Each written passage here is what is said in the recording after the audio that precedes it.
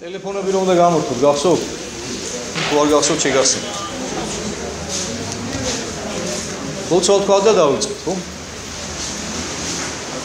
ეუქეო ზეცათა უგეჩინის ცემო, სულ ჭეშმარიტებისა, რომელი ყოველგან ხარდა, ყოველსავე აღოცით, მაგნიტო ცემო. საუნჯეო კეთილთა, მომიჭებო ცხოვრებისა, მოვედა დაანკიდრე ჩვენ შორის და წმინდა ხონჩვე. ყოვლისაგან ვიცისა და აცხოვნის საფრთხის სული ჩვენ. ამინ. ავძანდით.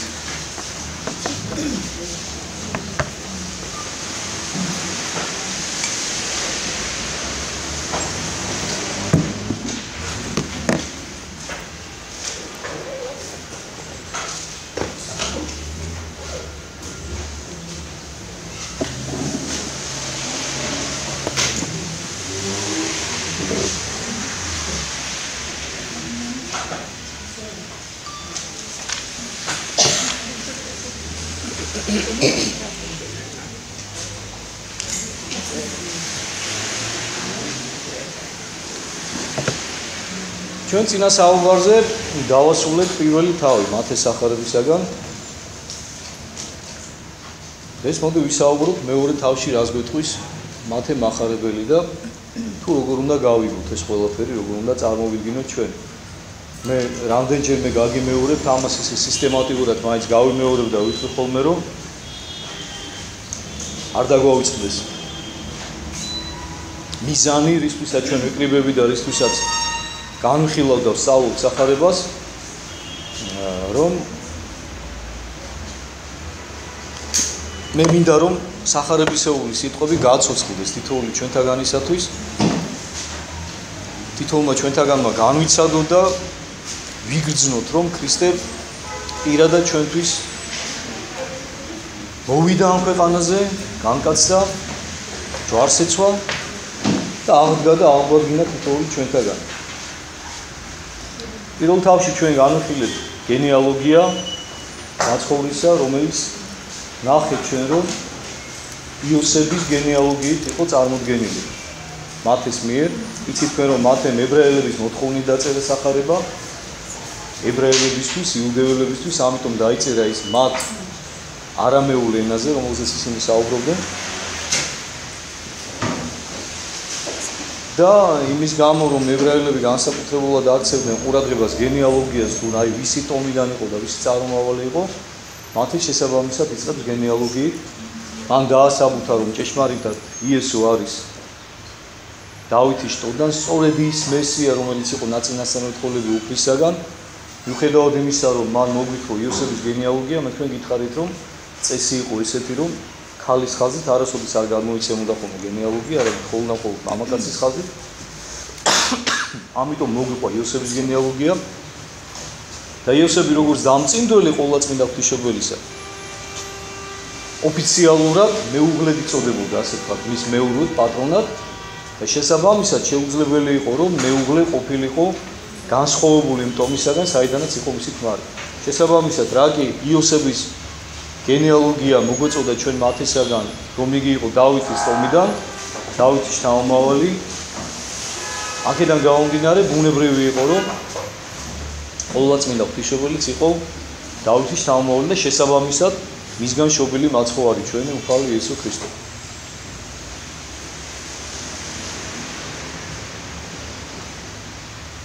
გავჩერდით ჩვენ იმ მუხტზე, როდესაც იყო ნათქვამი, რომ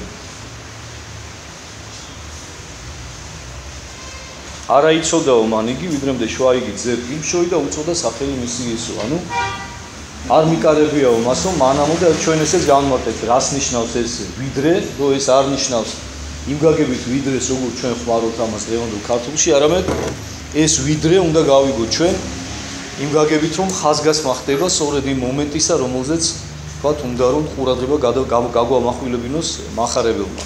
და მოვიყვანოთ ძველი ათქმიდანაც, მაგალითები ახალი ათქმიდანაც, როდესაც უფალი ეუბნება მოციქულებს, რომ აჰა ესე რა მე თქვენთანა ვარ ყოველთა დღეთა და ვიდრე აღსასრულამდე სოფლისა და რა თქმა უნდა ეს არ ნიშნავს იმას, რომ უფალი სოფლის აღსასრულის შემდეგ, ანუ როდესაც დადგება საყოველთაო განჯა და ეს აღსასრულის პირობითია, ხო, რა თქმა უნდა, ანუ აქ იგულისხმება დასასრული აი ამ ყოფიერებისა, რომელიც ეხლა ჩვენ ყოფობთ და ეს არის თავისთავად დასაწყისი უკვე ახალი მარადიული დაუსრულებელი ყოფიერებისა უფალთან ერთად ნეტარებისა და ტკბობისა, ხო?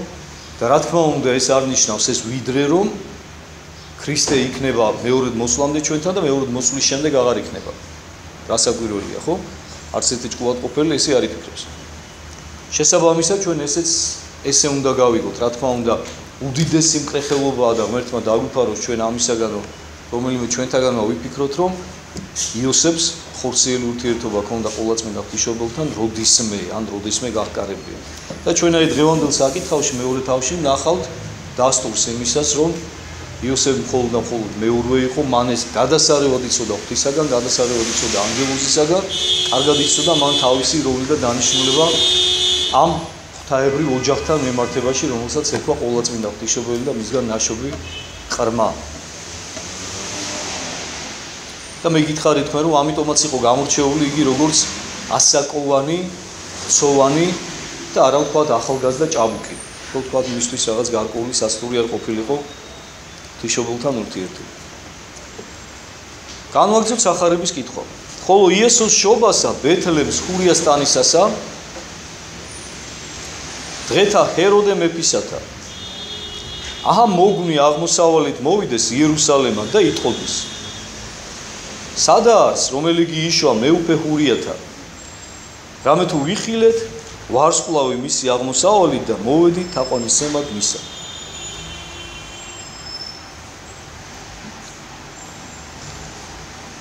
ბეთლემს ხურიას ტანისასაო. ხო, ანუ ბეთლემი ეს იყო პატარა ქალაქი, საკმაოდ ისეთი მიყრუებული, რომელზეც იყო ნაწინასწარმეტყველები და ჩვენ ნახავთ მოგვიანებით, რომ მიუხედავად იმისა, რომ ის იყო ესეთი პატარა და ყველასაგან მივიწყებული ქალაქი, სწორედ ამ ქალაქიდან იშვებოდა ის, ვისაც უნდა გამოიხსნა მთელი კაცობრიობა. ბეთლემს ხურიას ტანისასაო, მოვიდნენ მოგვნიო. აღმოსავლეთ. როგორც დამარტებლები გვეუბნებიან სპარსეთიდან, ანუ ესეთი აღმოსავლური ქვეყნებიდან, ცეცხლთაყვანისმცემლური ქვეყნებიდან მოვიდნენ ისინი. წარმართთა ქვეყნიდან მოვიდნენ მოგვნი. ვინ არიან მოგვნი? მოგვნი არიან ვარსკვლავად მრიცხველნი დღევანდელი ენით რო ვთქვათ. ანუ იმ დროის, ანუ ქურუმები, ვარსკვლავად მრიცხველები და გვეუბნებიან გამარტებლები, რომ ესენი იყვნენ არაუბრალო ადამიანები, არამედ მეფეები. სახელებიც კია მათი მოხსენიებული, ხარ რო არ მოგატყუოთ სახელები აღარ მახსოვს. შეიძლება გამახსენდეს კი ბალთაზარი და ორი კიდე რაღაც სახელია. არა აქვს ახლა ამას პრინციპული მნიშვნელობა. მნიშვნელოვანი ფიგურები არიან ძალიან. და მოდი დავსვათ შეკითხვა რა, რატომ მოდიან ეს ადამიანები საერთოდ? და რა ხდება ახლა ღმერთის განგების გარეშე ხო არაფერი არ აღესრულება რა, მით უმეტეს ისეთი რამ რაც სახარებაში აღწერილი თავიდან ბოლომდე ღვთის განგებას ეკონდებარება და აი ამაში წერია ხო ყველაფერი. საიდან გამოჩნდნენ ეს მოგვები? საერთოდ საიდან გაიგეს ქრისტეს შესახებ? მოდიან სრულიად უცხო ქვეყანაში. და მინდა გითხრათ, რომ მაშინ გადაადგილების საშუალებები ძალიან შეზღუდული იყო და ისინი ფეხით მოდიოდნენ. შეიძლება პერიოდულად ცხენი, თქვათ, აკლემი და საკმაოდ დაშორებული იყვნენ. და ზოგიერთი გამარტებელი გვეუბნება, რომ შეიძლება 2 წელიც კი დაჭირებოდა თუ მათ თავიანთი ქვეყნიდან აქეთ ჩამოსაღწევათ. ამიტომაც არის, რომ როდესაც მოდიან, მე ზოგი გამარტებელი ამბობს, რომ ვარაუდობენ, უпроსტად, მაგრამ ნუ მე მინდა გითხრათ, რომ ეს ვარაუდი მაინც უფრო რაღაც ადამიანურია. და ჩვენ უნდა ვირწმუნოთ ის, რაც სახარებაში წერია, მაგრამ ზოგიერთი ისეთი პრაქტიკოსი გამარტებელი ვარაუდობს, რომ მოგებს გამოუჩნდათ ვარსკვლავი მაშინ, როდესაც იშვა ქრისტე და მაშინ წამოვიდნენ და შესაბამისად სავარაუდოდ ალბათ 2 წლის ყრმა ნახესო მათო, ანუ 2 წლამდე მიტანებულიო ეგვიპტეში, მაგრამ ჩვენ ესე არ უნდა ვივარაუდოთ, იმიტომ რომ სახარებაში სხვანაირად წერია, სახარებაში პირდაპირ არის მითითებული, რომ სახოვებში გახოვული იხილეს მათ და აქედან გამომდინარე ჩვენ უნდა ვირწმუნოთ, რომ ვარსკვლავი, რომელიც მოგვებს გამოუჩნდათ, იყო გაცილებით ადრე, ვიდრე მოხდებოდა ქრისტეს შობა. რა თქმა უნდა, ეს ღმერთს არ ეშლება, ღმერთი ყველაფერს თვლის წინასწარ, იცის ვის როდის გამოუჩნდა, ანუ ღმერთმა გათვალა ის მანძილი, ის დრო, რომელიც მათ დაჭირდებოდათ აი ამ მანძილის განსავლელად და შესაბამისად იმ დროს გამოუჩინა ვარსკვლავი, როდესაც მათთვის საკმარისი დრო იქნებოდა მიცემული, ვისათვის რომ ქრისტეს შობამდე ჩამოეღწიათ ბეთლემს ხურიას ტანისასა. დღეთა ჰეროდე მეფისათაო. ეს ჰეროდე არის ძალიან მნიშვნელოვანი ფიგურა, მინდა იცოდეთ და დაიმახსოვროთ, იმიტომ რომ ჰეროდე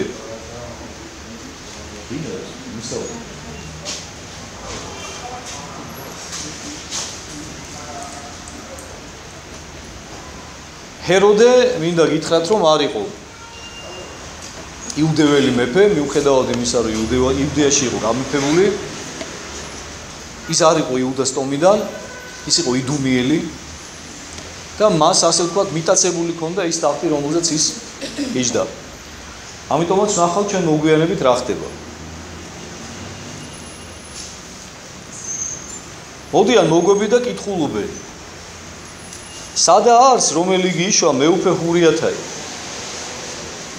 სად არისო მეუფე ჰურიათაო? ხედავთ ხალხო.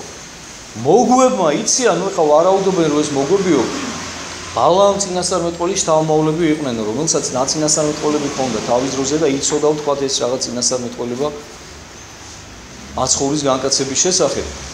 და შესაბამისად ინფორმირებული იყვნენ იმის შესახებ, რომ სამყაროს ხსნელი უნდა მოვლენოდა ამ ქვეყანას. და მოდი ცოტა ორი სიტყვა ვთქვათ ვარსკვლავ მრეცხველობის შესახებაც, იმიტომ რომ ეს რაღაც დღევანდელ ტენდენციებსაც რაღაც გარკვეულწილად ეხმიანება ამ ასტროლოგიის დღესაც ბევრია გატაცებული. ბევრი მოდის და მეკითხება ხოლმე, რომ აი ეს ასტროლოგია მამო რამდენად მისაღებია, რამდენად მართალია, ის სადამდეა მართალი და ის მერე აღარ შეიძლება რომ ვენდოთ და ვერც უნდა. მე გეტყვით. ასტროლოგია არ არის ხელწამოსაკრავი მეცნიერება, ძალიან მნიშვნელოვანი მეცნიერებაა და არა მხოლოდ მეცნიერება, არამედ ძალიან არის შეზავებული რელიგიასთან ასტროლოგია. ანუ განასხვავეთ ერთმანეთისაგან ასტრონომია და ასტროლოგია, ბევრს ეშლება ეს. ასტრონომია ეს არის მეცნიერება ციური სხეულების განლაგების შესახებ. ასტროლოგია ეს უკვე ცოტა ესეთი ფილოსოფიური მიმდინარეობაა. ანუ ეს არის უკვე რაღაცა ფილოსოფიური სისტემა სამყაროს შესახებ, სამყაროს მოწყობის შესახებ, არა მხოლოდ ვარსკვლავების და ციური ნათურების განლაგების შესახებ და მათი ურთიერთდამოკიდებულების შესახებ მთელ ყოფიერებასთან, ადამიანებთან, ცხოველებთან, დედამიწასთან ზოგადად საერთოდ. და რომელსაც აქვს ძალიან ისე ძლიერი ფესვები. აი იქიდან მოდის სწორედ, აი მოგვებიდან და აი ვარსკვლავთ რიცხველებიდან და აი იქიდან მოდის დღემდე რა. ძალიან ძლიერი ფესვები აქვს, ძალიან ძველი. ეხლა სად არის საფრთხე, სად არის ჭეშმარიტება და სად იწყება, აი იცით თქვენ და გინახავთ ალბათ ყველას, სვეტი ცხოველის კედელზეც არის გამოსახული ზოდიაკო, ხო? ეკლესია არ უარყოფს ზოდიაკოს, არ უარყოფს ციური მნათობების, თანავარსკვლავედების აი ესე დაყოფას, როგორიც არის მიღებული ზოგადად, არც ერთ თანავარსკვლავედს არ უარყოფს და ამიტომაც არის რომ მე უფრო მეცაც გეტყვი და გადაგებაში მიხსენებია კიდევაც რომ რატომ გამოარჩეო ხოლმე 12 მოციქული, იმიტომ რომ 12 ხასიათი არსებობს ადამიანისა, აი ამ ზოდიაკოს წარმომავლობის მიხედვით. მართლაც აქვს ძალიან დიდი მნიშვნელობა ადამიანის ტიპაჟზე, ხასიათის ტიპაჟზე, მის ასე ვთქვათ, აი ამ ზოდიაკოსეულ წარმომავლობას. მაგრამ არამც და არამც ნებელობით მხარეზე. აი აქ არის საფრთხე დამალული ასტროლოგიისა. ანუ დღევანდელი ასტროლოგები ჩვენ აი აქ გვატყუებენ ზუსტად. გაუცნობიერებელ ადამიანებს ატყუებენ იმით, რომ ისინი იჭრებიან იმ სფეროში, სადაც მათ უკვე აღარაფერი აღარ ესაკმარებათ. ანუ ასტროლოგიამ რო იცოდეს თავისი საზღვრები, იმიტომ რომ მართლაც უდიდესი მნიშვნელობა აქვს ამას, ეს თან დიდი დაკვირვების შედეგად აქვს გამოკვლეული რა. ერთი თანავარსკვლავედის ქვეშ დაბადებული ადამიანების თქვათ რაღაცა ქცევები, მასი ხასიათები, მათი თქვათ თუნდაც დაავადებებისადმი მიდრეკილებები, თავის უამრავი რამე შეიძლება ჩამოთვალოთ, ანუ ის რაც მშვენიერ სფეროს განეკუთვნება და არა სულიერს, არამს და არამს.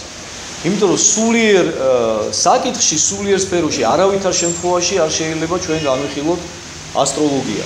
ანუ დღეს ჩვენ ესენი გვასწავლიან ეს ვითომ ვაი ასტროლოგები, რომ თითქოს და ვარსკვლავებზე და მათ განლაგებაზე არის დამოკიდებული ვისავიჩეთ ჩვენ მეგობრად, ვიღაცასთან ვიჩხუბებთ, ვიღაცასთან არ ვიჩხუბებთ, შევცოდათ, არ შევცოდავთ და ასე შემდეგ და ნუ მოკლედ ესენი პირდაპირ მნიშვნელობით შემიძლია გითხრათ, რომ აი პირდაპირ გვიპროგრამებენ ცხოვრებას, ასე ვთქვათ რა. აზომბებენ ადამიანებს და და აი ეუბნები, ანუ მაგალითად შეუყვარ და ვინც გოგო სიტყვაზე, ხო? ეს საწყალი იწყებს გამოკითხვას, ეხლა და გამოძიებას რამდენად შეეფერება მას ის ასტროლოგიურად. ნუ ეს რა უბედურებაა, რა სიმახინჯია, მე არ მესმის რა. და ესე იგი ესენი დაბეჭდებით გიმტკიცებენ, რომ რომელიღაცა თქვათ სიტყვაზე ვერძ, სიტყვაზე არაფრით არ შეიძლება რომ მოიყვანოს თქვათ ვიღაცა კურო ან რაღაცა სასწორი ან თხისრქა არ არის მნიშვნელობა, ხო? სიტყვაზე არ ვიცი ხა მე და არც მაინტერესებს რა. და შეიძლება იყვნენ მართლა გადასარევი ადამიანები და აი ამის გამო შეიკავოს, აი ხა წარმოიდგინეთ თქვენ რა ხელა ცოდვაში ვარდები. შეიძლება ღვთისნება იყოს რომ ისინი ერთად იყვნენ. შეიძლება ღვთისნება იყოს რომ მათ ზუსტად განსხვავებული ხასიათების გამო შეავსონ ერთმანეთი, როგორც სარკეში დაინახონ საკუთარი ნაკლი ერთმანეთში. და ღვთისნება იყოს რომ მათ ერთად ყოფნით ერთმანეთი აცხოვნონ და შეავსონ. და შეიძლება ამ სულელებმა თავი შეიკავოთ ერთმანეთთან ურთიერთობისაგან იმის გამო რომ აი ასტროლოგიურად წყვილი არ არის რა. არაფრით არ შეიძლება, მაგრამ მე მოგახსენებდით დაადებით ხარეზე, ანუ კიდევ ერთხელ გეუბნებით, არის რაღაცა ნაწილი, სადამდეც ეს ყველაფერი მართლაც ანგარის გასაწევია და მნიშვნელოვანია. და მე თქვენ გითხარით, რომ 12 მოციქული, რომელიც ქრისტემ აირჩია, მე ეს რო გითხრათ სიმართლე, ჩემი თვითფიქრე თავის დროზე და მე ვნახე სხვა მამებთანაც, რომ ზუსტად იგივე ქონდათ მათაც ნაფიქრი და დავწუნდი, რომ ეს ნამდვილად ასე იყო რა, რომ აი როგორც კი 12 დავინახე, აი პირველივე წაკითხვაზე სახარებისა, მაშინვე ეს გამიელვა თავში, რომ ესე იგი რატომ აირჩია უფალმა 12, რომ 12 ზოდიაქოს ნიშნის მიხედვით სათითაოდ ყველა ხასიათობრივი ტიპაჟის ადამიანი აირჩია მოციქული. ნიშნად იმისა, რომ ეჩვენებინა, რომ ყოველი ტიპის ადამიანისათვის თანაბრად არის სასუფეველის კარი ღია. რომ ერთ ერთი ადამიანი ვერ გაიმართლებს თავს ღვთის წინაშე იმით, რომ აი მე ეხლა თქვა თევზების ზოდიაქოს წარმომადგენელი ვიყავი სიტყვაზე და აი მომ ჩემთვის ეხლა ძნელი იყო სასუფეველის კარების შესვლა, მე ვერ შევძლებდი ამას. რომ თითქოს ღმერთს არ დააბრალონ ეს რა. და ამიტომ ღმერთმა ყველანაირი ადამიანი აიყვანა თავის მოციქულად. ყველა ხასიათის, ყველა ტიპაჟის, ზოგი ისეთი იყო, ზოგი ტემპერამენტული იყო, ზოგი ნაკლებად, ზოგი მშვიდი, ზოგი ფიცხი, ზოგი ზარმაცი, ზოგი ყოჩაღი, ყველანაირი ხასიათობრივად, მაგრამ თან დაგვიდასტურა ისიც, რომ არ არსებობს ხასიათი ადამიანისა, რომელიც არ ემორჩილებოდეს ადამიანს. რომელიც მის ნებელობით სფეროს არ ემორჩილებოდეს, რომელიც არის უმაღლესი გამგებელი ადამიანში. ნებელობითი სფერო, რომელიც სულის თვისებაა და არა სამშვენელისა.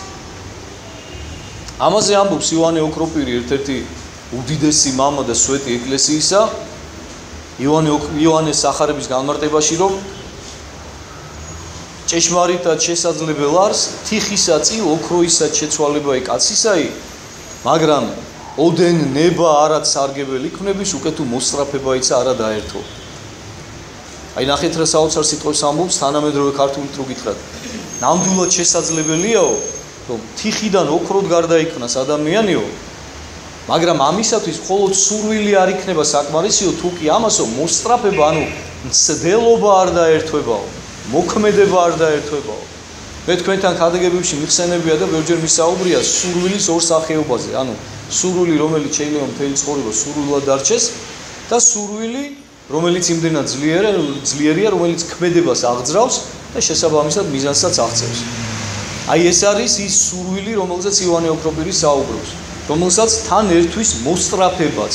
და თუ კი ეს მოსწრაფებაც იქნებაო, ჭეშმარიტად შესაძლებელიაო, რომ შეიცვალოს ადამიანიო თიხისა წინ ოქროთო. ხედავთ როგორ დიამეტრალურად განსხვავებულ ორ საწყისზე საუბრობს. სად თიხა, რომელიც არის მიწის თიხია და თან სად ოქრო, ლითონი. მიწიდან ლითონად შეიძლება გარდაიქმნას ადამიანიო, თიხიდან ოქროდ შეიძლება გარდაიქმნას ადამიანიო. ანუ აი რადიკალურ ცვლილებაზე მიგვანიშნებს ჩვენ ამით ადამიანის ხასიათისა. ანუ ამით გვეუბნება იოანე ოქროპირი, რომ არ არსებობს ხასიათი, რომელიც არ შეიძლებოდეს რომ შეიცვალოს ადამიანის ძალისხმევის და ღმერთის შეწევნის შედეგად. მაგრამ იმისათვის რომ ღმერთი შეგეციოს, უპირველეს ყოვლისა საჭიროა შენი დიდი სურვილი და ქმედება, მოსწრაფება, ანუ ძალისხმევა. აქედან გამომდინარე უაღრესად მნიშვნელოვანია ჩვენი ცოტა გრძელი გადახოვა გამომიდო, მაგრამ ეს აქტუალური და მნიშვნელოვანი საკითხია და ამიტომ მინდოდა რომ ესე ჩამერთო აუცილებლად რა. ანუ იმის თქმა მინდა რომ ეს მოგვები რომლებიც მოვიდნენ, ჭკვიანი ხალხი იყო. მე მინდა დავიჯერო რომ ესენი საკმაოდ კარგად აულებდნენ კვეთრ ზღვარს, სად მთავრდებოდა მათი კომპეტენცია და სად აღარ უნდა გადასულიყვნენ ადამიანის რაღაცა ნებელობის სფეროში. და აი ხედავთ, ზეცაში ყველაფერი არის, ასე ვთქვათ. ანუ ჩვენ სამყარო ხო არის გადაშლილი წიგნი ჩვენთვის, ხო, ბუნება თავიდან ბოლომდე. ხო ღმერთის შემოქმედება ყველაფერი ბალახიდან შეუძლია, კენჭიდან შეუძლია ადამიანს ღმერთი შეიცნოს. თუ მას თვალი გახილილი აქვს სულიერი რა და ეხლა თქვენ წარმოიდგინეთ თუნდაც ამხელა სამყარო. ამხელა ზეცა ვარსკვლავით მოჭედილი, რომელშიც ეს უზარმაზარიციური ნათობებია, ხო და არც ერთი მათგანი ღმერთს შემთხვევით არ აქვს განლაგებული. ყველას აბსოლუტურად კაცი განლაგება აქვს ღვთისგან მინიჭებული, ხო, მიჩენილი. და თუ ადამიანს გონიერება გააჩნია, აუცილებლად დააფიქსირებს და დაინახავს.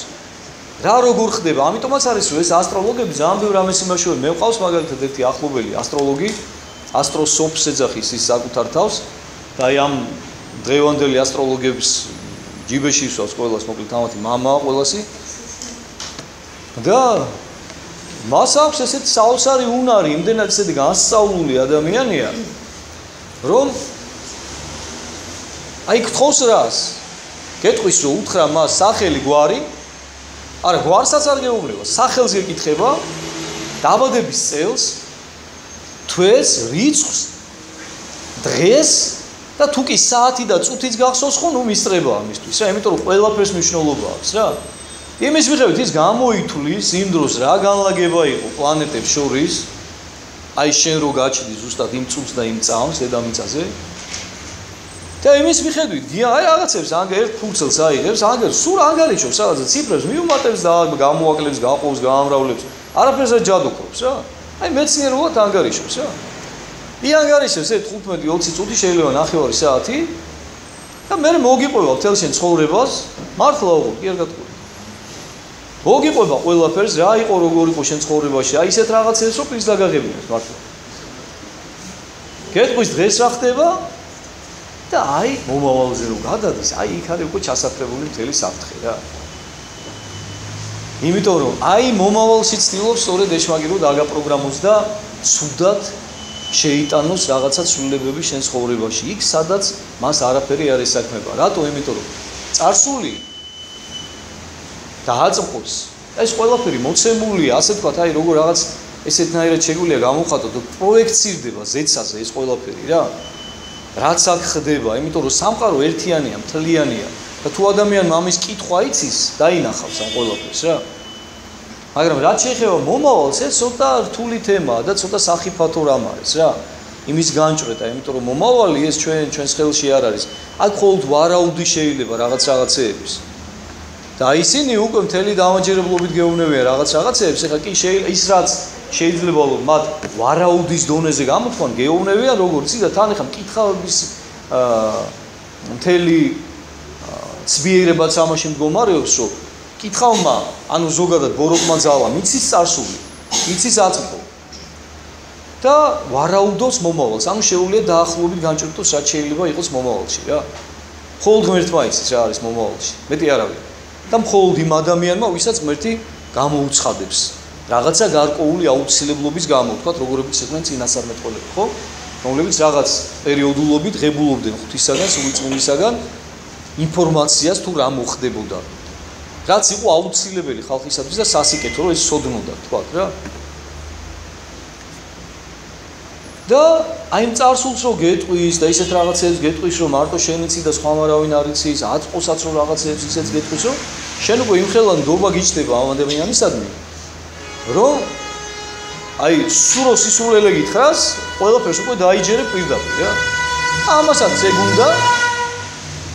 ამათაც ეგუნდა ზუსტად და რასაც უნდა იმას გეტყვიან და თან არიან ძალიან ძლიერი ფსიქოლოგები, მინდა გითხრათ, იმიტომ რომ აი კარგად გაკვირდებიან თვალებში, აი როგორც კი შეგატყობენ, რომ შენ მომწიფდი იმის მისაღებად, რომ რაც არ უნდა გითხრან, თეთრზე რო გითხრან შავიაო, შენ თავს დაუქნებ, კი რა თქმა უნდა შავიაო, აი გეტყვიან მერე ყველაფერს დაგაპროგრამებენ კარგად გემრიელად თან ვარაუდის დონეზე გეტყვია რა ეს ეს შეიძლება ესე იყოს შეიძლება ისე იყოს მაგრამ შენ უკვე იმდენად ძლიერი ზეგავლენის ქვეშ ხარ მოქცეული მათი რომ ეს ყველაფერი აი შენს ქვეცნობიერს აპროგრამებენ ისინი გჯერა და მიდიხარ და მე აი დაპროგრამებული მაგდან მართლა ყველაფერს ასე აკეთებ და მე შენ თვითონ გიკვირს რომ ვა ყველაფერი მართლა ისე მოხდა როგორც მითხეს ვარ და შენ გააკეთე შენ თვითონ ეს ყველაფერი აი შენი ქვეცნობიერიდან დაპროგრამებულიდან რა ერთმა ფსიქოლოგმა შეემისტორა სხვა შორის რა რომ ქვეცნობიერი არასწორებრივი ის არისო ტერმინიო არაცნობიერიაო სწორიო და სხვა შორის სწორად შეემისტორა რა იმიტომ რომ ეხლა ცნობიერებაში ესე შრეები არ არისო ზედა და ქვედაო რა არსებობს ცნობიერი და არსებობს არაცნობიერი რაც ადამიანი ვერ აცნობიერებსო რა და მართლა ესეა ანუ აი არაცნობიერად ხარ შენ დაპროგრამებული და იმას აკეთებერი არაცნობიერი სწორედ იმიტომ ქვია რომ იმას შენ ვერ იასებ მაგრამ არის აი ეს სფერო ადამიანში რა და მათ ეს კარგად იციან კარგით მოდი დავანებოთ ამას თავი იმიტომ რომ ძალიან შორს დავალ ეს ყველაფერი მოვაყოლე იმას რომ ეს მოგვები საკმაოდ ჭკვიანი ხალხი იყო და ჩვენ ნახავთ და დავრწმუნდებით ამაში და ჭეშმარიტების მეძიებელი ხალხი იყო აი ამას მინდა ხაზი გაუსვა იმიტომ რომ ადამიანი რომელიც ნამდვილად გულწრფელად ჭეშმარიტებას ეძიებს არასოდეს არ არის მიტოვებული ღვთისაგან და ყოველთვის ადრე თუ გვიან მას ღმერთი აპოვნინებს ამ ჭეშმარიტებას აი სწორედ ყველაზე დიდი დასტური ამისა იყო ეს რომ პირველი ადამიანები რომლებიც იხსენიებას ახარებაში რომლებიც მოდიან განკაცებული ახალშობილი ყრმის ღმერთის თაყვანის საცემად ამ ხელა გზაზე ხალხო თქვენ წარმოიდგინეთ არ შეუშინდნენ ამ ხელა გზის იმას სიძნელეს ვინ არიან იუდეველები რომლებმაც ყველა წინასწარმეტყველება იცოდნენ არა მოგვები წარმართები ვარსკვლავად რიცხველები მაგრამ რატო იმიტომ რომ მათში ჭეშმარიტების ძიების სურვილი იყო ეს არის ძალიან მნიშვნელოვანი შტრიხი ხო და იკითხეს მოკლედ რა რომ ისი ვარსკვლავი ვიხილეთ აღმოსავლით ანუ ისინი ხო ვარსკვლავების მიხედვით ხვდებოდნენ ახლა ადამიანებს და დაინახეს რაღაცა ახალი ვარსკვლავი რაღაცა საოცარი უცნაური და მიხვდნენ რომ ეს სწორედ ის ვარსკვლავი უნდა ყოფილიყო თანაც ახალი და თქვენ იცით რომ ახალი ვარსკვლავი იბადებიან ამას თვითონ ასტრონომებიც ადასტურებენ იქმნება ასე ვთქვათ ღვთისაგან დღესაც ახალი ვარსკვლავი დაინახეს რომელიც რაღაცა საოცრად კაშკაშებდა რაღაცა უცნაური იყო თან მოძრაობდა და თან უცნაურია რომ მოძრაობდა არაბუნებრივი მიმართულებით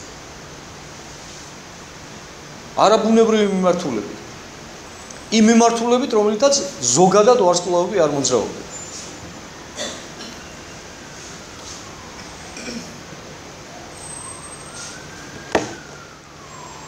და იკითხეს რომ სად არსო რომელი გიშვა მეუფე ღურიათაიღა მიეცეთ ყურადღება როგორ კითხულობენ პირდაპირ კითხულობენ მეუფეს მეფეო სად არისო თქვენიო იშვა ეხლა წარმოიდგინეთ ამ ხალხის გულწრფელობა ამათ ვერც კი წარმოუდგენიათ რომ შეიძლება ამათმა ამ ხელაგზა გამოიარეს უცხო ქვეყნიდან რომ ეს საოცრება ენახათ და ეს ანგელოზი მათ დღეც უნათებდათ და ღამეც ხო ანგელოზი ხა წამომცა წინასად ეს არ იყო ჩვეულებრივი ვარსკვლავი არამედ ეს იყო ღვთის ანგელოზი როგორც განმარტებლები გვეუბნებიან იმიტომ რომ დღეც ანათებდა ეს ვარსკვლავი და ღამეც და მოგვიანებით ვნახავთ რომ ის დაადგრება იმ სახლს ზუსტად სადაც არიან ყოვლადწმინდა ღვთისმშობელი იოსები და ახალშობილი ყრმა იესო და ეხლა როგორ შეიძლება წარმოუდგენელია ხო რომ ეხლა ზეცაში ეხლა ყველას გვინახავს ხო მთვარე რომელიც ღამე ანათებს ახლა ნებისმიერ ადგილზე სადაც არ უნდა იყო ეხლა ამბობს ერთ-ერთი განმარტებელი რომ ნებისმიერ ადგილზე ხა ვინც აიხედავს გონია რომ მთვარე იმის სახლის თავზეაო ზუსტად ხო მაგრამ ეხლა მინდა გაიგე ეხლა შენ საერთოდ იმიტომ რომ იმდენად მაღლაა ის რომ შეუძლებელია განსაზღვრო კონკრეტულად ლოკალურად რომელი წერტილის მაღლაა ზუსტად რა და შეუძლებელი იყო მამები გვეუბნებიან რომ თუ არ დაეშვებოდა მართლა თითქმის სახლამდეო ის ვარსკვლავიო ანუ ანგელოზიო შეუძლებელი იყო რომ განესაზღვროთ იმ მოგვებს რომელი სახლი იყო ის რომელშიც იყო მაცხოვარიო შობილიო და რა თქმა უნდა ეხლა ყველანაირი ლოგიკით ესეა ხო რა თქმა უნდა და ვერაფრით ვერ წარმოიდგენდნენ ეს მოგვები, რომ ის ვინც მათ უხაროდათ, მთელი ამხელა ინტერესი საგან წარმოადგენდა და თქვენ ნახავთ, რომ მე საჩუქრები ჩამოვიდნენ მასთან. რომ შეიძლება აქ იუდეველებს, რომელთათვისაც იშვა უპირველეს ყოვლისა, არ გახარებოდათ ეს. და ამიტომ ესე გულუბრყვილოდ კითხულობენ რა, რომ სად არისო თქვენი მეფეო, რომელიც იშვა.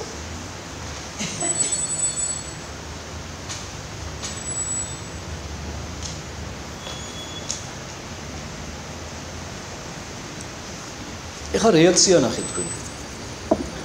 ვითარცა ესმა ესე ჰეროდეს მეფესა. როცა გაიგო ჰეროდემ ესო, ანუ ეხლა გახმაურდა ქალაქში, რომ ვიღაცა სამი მოგვი ჩამოვიდა. დიდრულად ჩაცმულები, იმიტომ რომ გითხარით მე თქვენ რომ ესენი წარჩინებული ადამიანები იყვნენ, ერთ-ერთი განმარტებლის მოსაზრებით მეფეებიც კი. და კითხულობენ მეფეს, რომელიც დაიბადა. ებრაელები, იუდეველები, აზე არ არიან, ვინ დაიბადა, სად დაიბადა, ვინ მეფე დაიბადა. ვითარცა ესმა ესე ჰეროდეს მეფესა შეძრწუნდაო და ყოველი იერუსალიმი მისთანაა. რატომ შეძრწუნდა ჰეროდე? იმიტომ რომ როგორც გითხარით, ის იყო თვითმარქვია. მას არ ეკუთვნოდა არანაირად ის ტახტი, რომელზეც იჯდა. და ამიტომ ეხლა რომ გაიგო რომ კანონიერი მეფე დაიბადა, რა თქმა უნდა მას არ ესიამოვნა, იმიტომ რომ ეს იყო საფრთხე მისი მითვისებული მეფობისათვის, იმიტომ რომ რასაკვირველია ის როცა მოიზრდებოდა, შეეძლო მას განეცხადებინა კანონიერი პრეტენზია, ასე თქვა, ტახტზე და ჩამოეგდო მეფობიდან.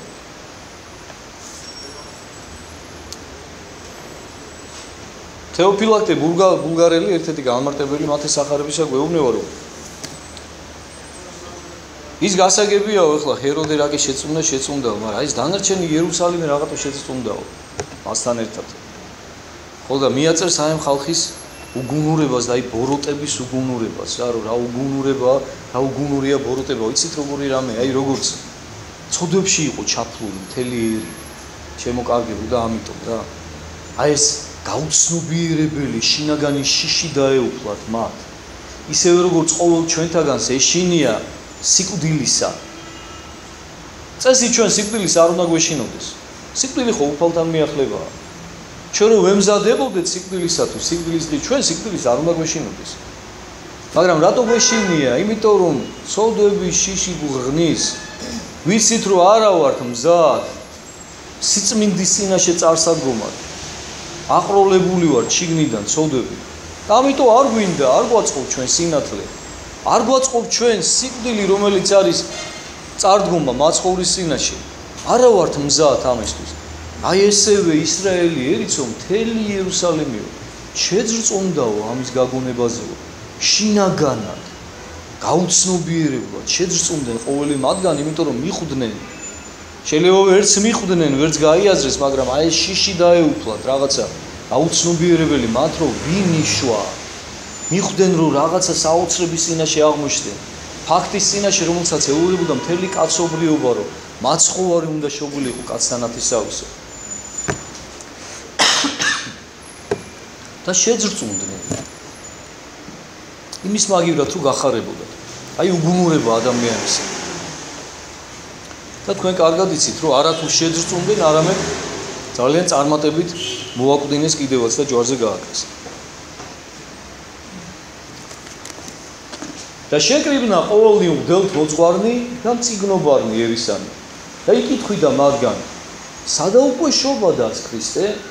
ხედავთ როგორი მობილიზაცია გამოაცხადა ჰეროდემ.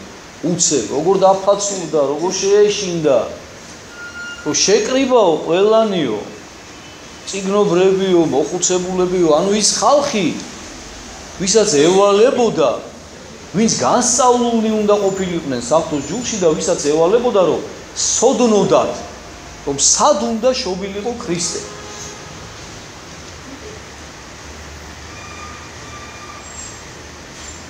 ხოლო მათ რქვეს მას უპასუხეს ბეთლემს ურიასთანისასა. რამე თუ ესრეთ წერილ აქვს წინასწარმეტყველისა მიერ და შენ ბეთლემ ქვეყანა იგე იუდაისი არასა და უმწემეს ხარ მთავართა შორის იუდასთან რამე თუ შენგან გამოვიდეს წინამძღვარი რომელმან დამწყსოს ერი ჩემი ისრაელი წინასწარმეტყველები და მოხუცებულები წინასწარმეტყველები არა მღვდელმთავარნი უკაცრავად და მოხუცებულნი ერისანი პასუხობენ სწორად პასუხობენ იმიტომ რომ მათ აი ესე ბუკვალურად კარგად იციან გადასარევად წინასწარმეტყველება თუ სად უნდა შობილიყო ქრისტე როგორც გამარტებლები გვეუბნებიან ძალიან მოსწრებულად ეს არის ნიშანი და დასტური იმისა რომ მათ მშვენივრად იცოდნენ ეს ყველაფერი და მათ საკუთარი თავი ამხილეს წინდაწინვე იმიტომ რომ იცოდნენ წინასწარმეტყველება და ყველაზე მეტ სასჯელს ამიტომაც სწორედ ისინი მიიღებენ იმიტომ რომ ის გაუაზრებელი ხალხი ვისაც ეს წაკითხული არ ქონდა და ვინც არ იცოდა და მიიღეს მომავალში მე მონაწილეობა ქრისტეს ჯვარცმაში ისინი იმდენად დამნაშავენი არ იქნებიან რამდენადაც ის ხალხი ვისაც ერის დამოძღვრა ევალებოდა აი ეს მოხუცებულნი და მწიგნობარნი და ფარისეველნი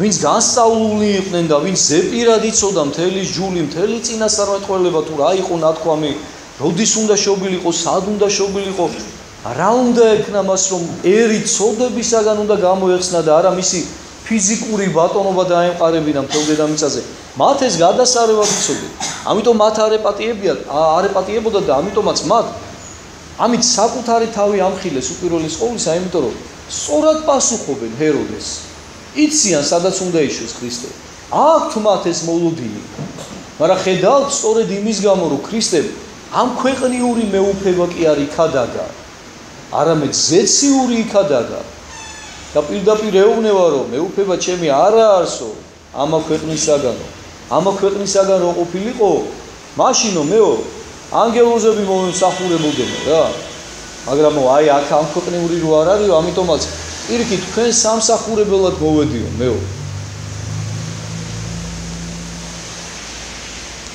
და მათ ეს გადასარევად იცოდნენ მაგრამ კიდევ ერთხელ გეუბნები ისეთი ქრისტე იშვა რომელიც მათ არ აწყობდა მათ სოდვი დაცემულ სულს არ აწყობდა ის რაც მათ ქრისტემ უხადაგა ზეციური სასუფეველი ეს მათ მიუღებელი იყო იმიტომ რომ ისინი უკვე სულ გამოცლილნი იყვნენ რაშიც მათ მერე უფალი იესო ქრისტე მრავალ გზის ამხელს და ორგულებს უწოდებს მათ გახსოვთ ალბათ ხო და ჩვენ მივალთ აქამდე და მრავალჯერ წავიკითხავთ ამ ციტატებს და წინასწარმეტყველება იყო ესეთი რომ წინასწარმეტყველი მიმართავს ბეთლემს კერძოდ მიქია ეს წინასწარმეტყველი მიმართავს ბეთლემს რომ შენ ბეთლემო ქვეყანა იგე იუდასი არასა და უმრწემეს ხარ მთავართა შორის იუდასთან რამე თუ შენგან გამოვიდეს წინამძღვარი რომელმან დამწყსოს ერი ჩემი ისრაელი ანუ ხედავთ ყველაფერი წერია შავი თეთრზე რომ სწორედ ბეთლემიდან და ბეთლემს აქებს ადიდებს წინასწარმეტყველი რომ მართალია ესეთი პატარა და მიგდებული ქალაქი ხარო მაგრამ არაფრით არ ჩამოვარდები დანარჩენ დიდ ქალაქებსო რატომ იმიტომ რომ შენგან გამოვაო სწორედ ის წინამძღვრიო რომელიც დამწყსისო ჩემს ერს ისრაელსო მხოლოდ ისრაელ ერზეა ლაპარაკი მოდი ესეც თქვათ რა მხოლოდ ებრაელზეა ლაპარაკი ისრაელი ღვთის მხილველს ნიშნავს აქედან გამომდინარე ყოველი ადამიანი რომელიც გულის კარს გაუხსნის უფალს რომელსაც სულიერი თვალი აეხილება და ღვთის მხილველი გახდება ყოველი ადამიანი იგულისხმება ამ წინასწარმეტყველებაში ჩემო ძვირფასებო მათ შორის თითოეული ჩვენთაგან მაშინ ჰეროდე იდუმალ მოუწოდა მოგუთა მათ და გამოიკითხა მათგან ჟამი იგი გამოჩინებული სამის ვარსკვლავისა რატომ მოუწოდა იდუმალ მოდი დავსვათ შეკითხვა ანუ საიდუმლოდ დაუძახაო ამ მოგვებსო მაშინო ჰეროდემო ანუ როდესაც გაიგო სად უნდა დაბადებულიყო დაუძახა მერე ამ მოგვებს რა რომ თან ისე რა საიდუმლო ისე რომ არავის აი ეს გასაიდუმლოება მისი მხრიდან აი ამ მოვლენისა უკვე მიუთითებს იმაზე რომ მას რაღაცა მზაკურული და ცუდი ჩანაფიქრი აქვს იმიტომ რომ თუ ესე არ არის მაშინ ვის რას უმალავ რატო ასაიდუმლოება გააგებინე მთელ შენ ხალხს ახარე მთელ ხალხს და ამიტომაც არის რომ ცბიერია მზაკვარია და მათყუარა ჰეროდე იმაში რასაც ახლა ეუბნება მოგვებს უყურეთ წარავლინა იგინი ბეთლემად და თქვა გააგზავნაო ისინი ბეთლემშიო ანუ ხედავთ მოდი ღვთის განგებასაც დავაკვირდეთ მოდი დავსვათ შეკითხვა რატომ არის რომ მოგვები კითხულობენ მოდიან და ეკითხებიან იმათ იმიტომ რომ იოანე ოქროპირი გვეუბნება რომ ამ დროს უკვე ვარსკვლავიო მიეფარაო აღარ ჩანდაო განგებ გაუშვა ეს უფალმა რომ ჰეროდესაც გაეგო და მთელ იერუსალიმს გაეგო რომ იშვა მაცხოვარი მათგან სწორედ მოგვებისაგან და ჩამოდიან და კითხულობენ მათგან გესმის და როდესაც უკვე გაიგებენ როდესაც ჰეროდესაც გააგებინებენ როდესაც შეძრწუნდება ჰეროდე და მთელი იერუსალიმი მათთან ერთად გესმის აი ამის შემდეგ და გააგზავნის მათ ჰეროდე თავისი ზაკრული ჩანაფიქრის განსახორციელებლად ხო ჯერ დასადასტურებლად იმისა რომ ნამდვილად იშვა თუ არა აგზავნის უყურე რას ეუბნება ზაკვარი ასე უუბნება წარავლინა იგინი ბეთლემად და თქვა მივედით და გამოიკითხეთ ჭეშმარიტად ყრმისა მისთვისო მიდითო და ნამდვილად გამოიკითხეთ რომ მართლა იშვაო თუ არ იშვაო რა და რა ჟამს პოვოთ იგი როდესაც იპოვითო მითხართ მე რაიცა მეცა მივიდე და თაყვანისზე მას მეც გამაგებინეთო მერეო მოდითო და მითხარითო რომ მეც მივიდეო და მეც ვეთაყვანო მასო ხედავთ როგორი ცბიერია იმიტომ რომ ეხა დაინახა რომ მოგვები ეხა ეს დიდარი ხალხი და წარმოსადეგი ხალხი ჩამოვიდნენ მის თაყვანისცემად ამხელა გზაზე და ეხა ესეც ამასაც უნდა რომ გავიდეს მარაქაში და ეხა აეუბნევა ამათ რომ მეც მითხარითო რა რომ მეც მინდაო ვეთაყვანოო მათო ხა თქვენ ამხელა გზაზე ჩამოხოდითო და მე აქაუროვის მეფე ვარო და ეხა მივალო და მეც ვეთაყვანებიო თითქოს მზად იყოს რომ დათმოს თავისი მეფობა მაგრამ არა ეს ყველაფერი მზაკრობაა ძალიან დაფარული და ჩვენ ამაში ძალიან მალე დავწმუნდებით მოგვები გულწრფელი ხალხია ხალხო ისინი სუფთები არიან და მათ ვერც კი წარმოუდგენიათ რომ ეს მეფე იმის მეფეა რომ მეფის სიტყვა წყალი არ უნდა გაუვიდეს ესენი ვერც კი დაუშვებენ ვერც კი წარმოიდგენენ რომ შეიძლება მეფე მზაკრობდეს და ცბიერობდეს რაღაცას და გულწრფელად ენდნენ და დაიჯერეს მისი სიტყვა და მიდიან მართლაც მეფის დავალების შესასრულებლად მათ გონიათ რომ მართლა უნდა ჰეროდეს მისი თაყვანისცემა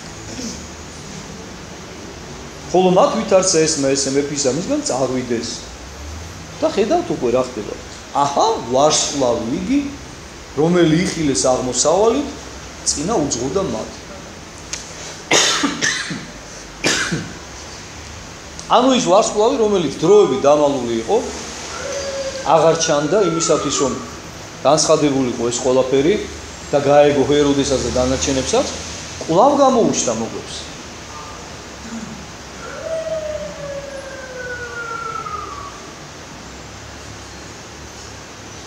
და ისევ გახდა მათი წინამძღოლი ვიდრემდე მოვიდა და დაადგრა ადგილსა მას რომელცა იყო ყრმა იგი ხოლო მათ ვითარცა იხილეს ვარსკვლავი იგი განიხარეს სიხარულითა დიდითა ფრია ხედავთ აი ესეც არის დასტური იმისა რომ მათ უკვე მონატრებული ყავდათ ეს ვარსკვლავი რომელიც კიდევ ერთხელ მინდა გითხრათ რომ ეს არ იყო რაღაცა ციური სხეული ეს იყო გონიერი ძალა სავარაუდოდ როგორც განმარტებლები გვეუბნებიან ანგელოზი ღვთისა რომელიც ეს ვარსკვლავის სახით ეჩვენებოდა მათ რაღაცა საფრთხო მაგნი საფრთხო ძალა სავარაუდოდ უბრალოდ ანგელოზი და განიხარეს მათ მონატრებული ვარსკვლავის ხილი და მიაქციათ ყურადღება იმასაც რომ შეიძლება მათ ეს ვარსკვლავი აღარც გამოჩენოდათ იმიტომ რომ იცოდეს გაიგეს უკვე რომ ბეთლემში უნდა წასულიყვნენ მაგრამ ხედავთ მეტი დამაჯერებლობისათვის და ნიშნად იმისა ღვთისაგან რომ ღმერთს სათნო უჩნდა რათა ისინი სწორედ მისი გზის მაჩვენებლობით მისულიყვნენ ამ ღვთაებრივ ყრმამდე ისევ გამოუჩინა მათ თავიანთი ვარსკვლავი ანუ უფალი წინ უძღოდა მათ პირდაპირ ღმერთის ნება იყო რომ სწორედ მოგუნი გამختარიყვნენ პირველი ადამიანი ვინც მივიდოდნენ და თაყვანს სცემდნენ განხორციელებულ ღმერთს და გული სიხარულით აევსოთ ისე როდესაც დაინახეს ვარსკვლავი.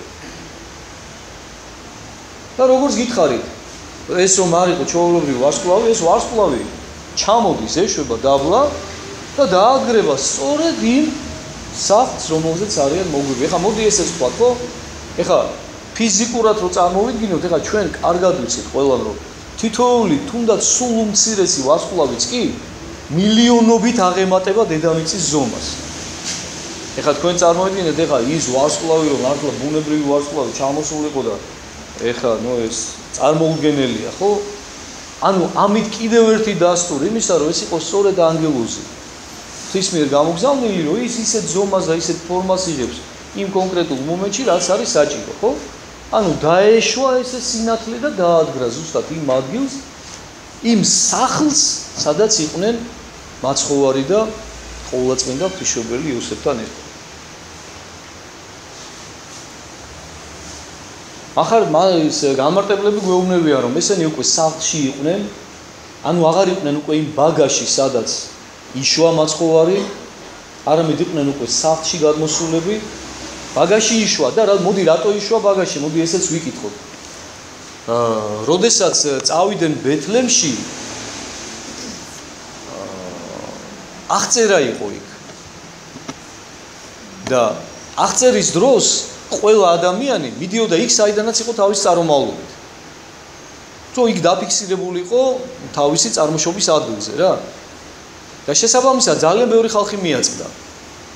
და ადგილი არ იყო ღამის გასათევია მათთვისო, აი იმის გამო რომ ძალიან ბევრი ხალხი იყო მაღწერის გამო და იმიტომ მოუწიათ ბაგაში შესვლა, მაგრამ რა თქმა უნდა ეს ღვთისგანგებით იყო რომ ღმერთს დაენახობინა, თუ რაოდენ თავმდაბალია რომ ესეც კი არ ითაკილა რომ ცხოველების სადგომში ბაგაში შობილიყო და თივაზე ყოფილიყო მიწონილი ახალ შეხუებული.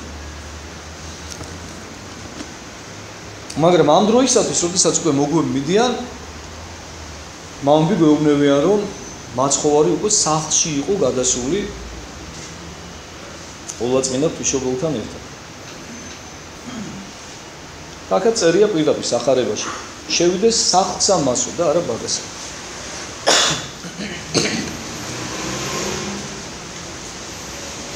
ვითარცა შევიდეს სახლსა მას, იხილეს ყრმა იგი მარიამისთანა დედისა თვისისა.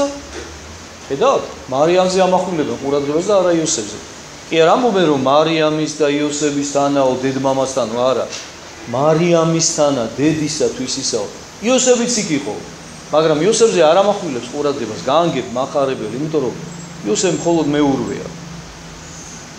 მაგრამ ყოვლადწმინდა ღვთისმშობელი სწორედაც რომ ხორციელი დედაა და ხორციელი მშობელია მისი. მარიამისთანა დედისა თვისისა და დავარდეს და თაყვანისცეს მას. აი საოცრება ხალხო. აი სასაული. უცხო ქვეყნიდან ჩამოსული გადამთიელი წარმართი ხალხი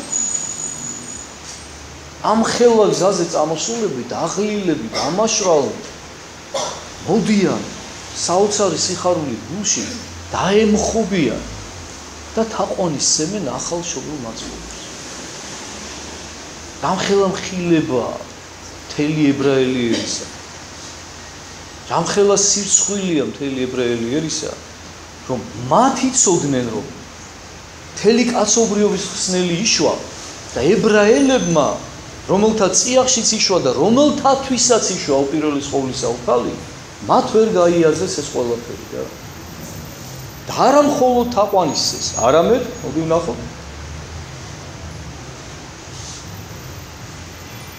აღაღეს საუნჯეთა მათთა და შეწირეს მისა ძღვენი, ოქროი, გუნდრუკი და მური. სამი რამ შესწირეს მოგვებმა ახლა ჩობილი იესოს. ოქრო, გუნდრუკი, ანუ საკმეველი და მური, ანუ სურნელოვანი ნივთიერება. რატომ? ამას ყველაფერს თავის სიმბოლური მნიშვნელობა აქვს. ეს წინასწარმეტყველურად იყო გაკეთებული. კიდევ ერთხელ მინდა მიგანიშნოთ თქვენ ახლა აი ამ მოგვების საოცარ სიბრძნეზე და განსწავლულობაზე. ხედავთ, როგორ იცოდნენ ღვთისაგან, ღვთის აი რაღაც საოცარი ძალით, რომ ოქრო შეწირეს როგორც ქვეყნიურ მეფეს. გუნდრუკი როგორც განკაცებულ ღმერთს, იმიტომ რომ გუნდრუკს საკმეულს ჩვენ უკმევთ უფალს, ხოლო და მხოლოდ, ხო, ღმერთს. და მური, ანუ სურნელოვანი ნივთიერება, ნელსაცხებელი, რომელიც იხმარებოდა მიცვალებულების გასაპატიოსნებლად და დასაფლავად. იმისათვის, რომ ანუ ეს იყო აი დღეს რო ბალზამს უკეთებენ დაახლოებით აი ამის ალტერნატივა ეხლა დღეს რო თქვა ვენაში უშვებენ თქვა სისხლში იმ ბალზამს მაშინ მურით გარედან ამუშავებდნენ მიცვალებულს იმისათვის რომ რამოდენიმე დღის განმავლობაში თქვა არ გახსნილიყო და ნუ მერე დაეწყო უკვე თქვა ეს თავისი ხსნის პროცესი ანუ ეს იყო გასაპატიოსნებელი ნივთიერება გარდაცვლილი ადამიანისა ანუ ამით მათ წინასწარმეტყველურად გამოხატეს ის რომ ქრისტე რომელიც ადამიანის სხეულში მოვიდა, განკაცდა ღმერთი, აუცილებლად ადამიანივით იგი სიკვდილსაც დაითმენდა. ხედავთ რა ხელა მნიშვნელობა აქვს, აი თითოეული სტრიქონის ღრმად ჩაწდომა სახარებისა, რაც ახლა ჩვენ ვკითხულობთ. აი შეიძლება თქვა, წაგეკითხათ აქამდე და საერთოდ ყურადღება არ მიგექციათ ამისთვის. აი ესე უბრალოდ ჩაგერიხინებინათ, რომ აი შეწირეს ის, მაგრამ ესე არ არის სახარებაში ყოველ სიტყვას თავისი კონკრეტული მნიშვნელობა აქვს, შემთხვევით არაფერი არ წერია აბსოლუტურად. ეს არის მიზანი ჩვენი საუბრებისა, სწორედ რომ აი ეს ყველაფერი გავიაზროთ, კარგად და მე მინდა გთხოვოთ ერთი რამ. თავიდანვე მინდოდა მე თქვა და ეხლა მინდა რომ გითხრათ რა, რომ ჩვენი საუბრის შემდეგ ჩვენ აქ თითქოს რაღაცნაირად ესე ვანაწევრებთ ხოლმე სახარების შინაარს.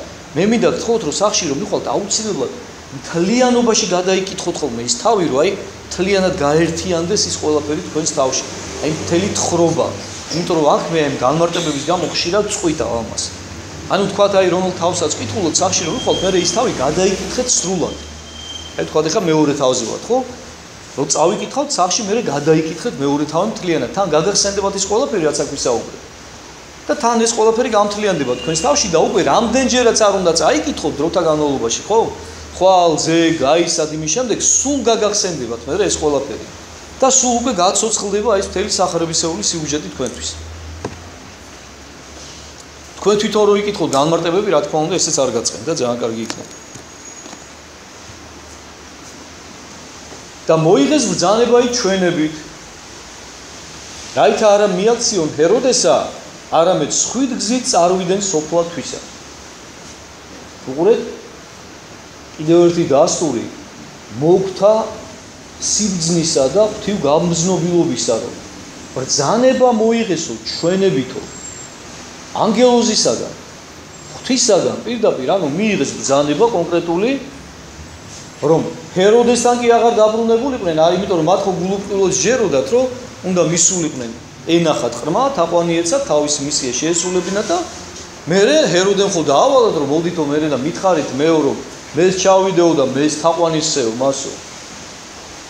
ანუ მათ მიიღეს უკვე ღვთისაგან ჩვენება რომ არაო ჰეროდესთან უღა დააბრუნდებითო. სხვა გზით წადითო სახშიო. მოდი გავამახვილოთ ყურადღება ერთ მნიშვნელოვან ნიუანსზე ხალხო. მოგვების სული სიმტკიცეზე, მოგვებში რაღაცა დიდი რამე მოხდა.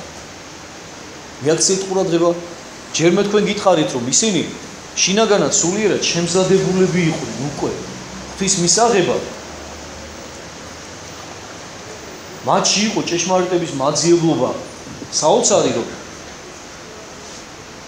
ამ ხელა გზაზე მოდიან ახალშობილი ყრმის სანახავად და ისინი ნელ-ნელა იზრდებიან სულიერად ნელ-ნელა გაზარდა ისინი ღმერთმა აგერ ანგელოზის თანხლებით შემდეგ მივიდნენ ნახეს ახალშობილი ყრმა ეხლა თქვენ წარმოიდგინეთ ეხლა ახალშობილი უფალი რანაირი იქნებოდა ხალხო ნუ ეხლა ეს ეხლა ჩვენ ეხლა ატარა ბავშვი ეხლა ხო ყველა უსაყვარლესია და უტკბილესია ხო და ეხლა თქვენ წარმოიდგინეთ ღმერთი ახალშობილი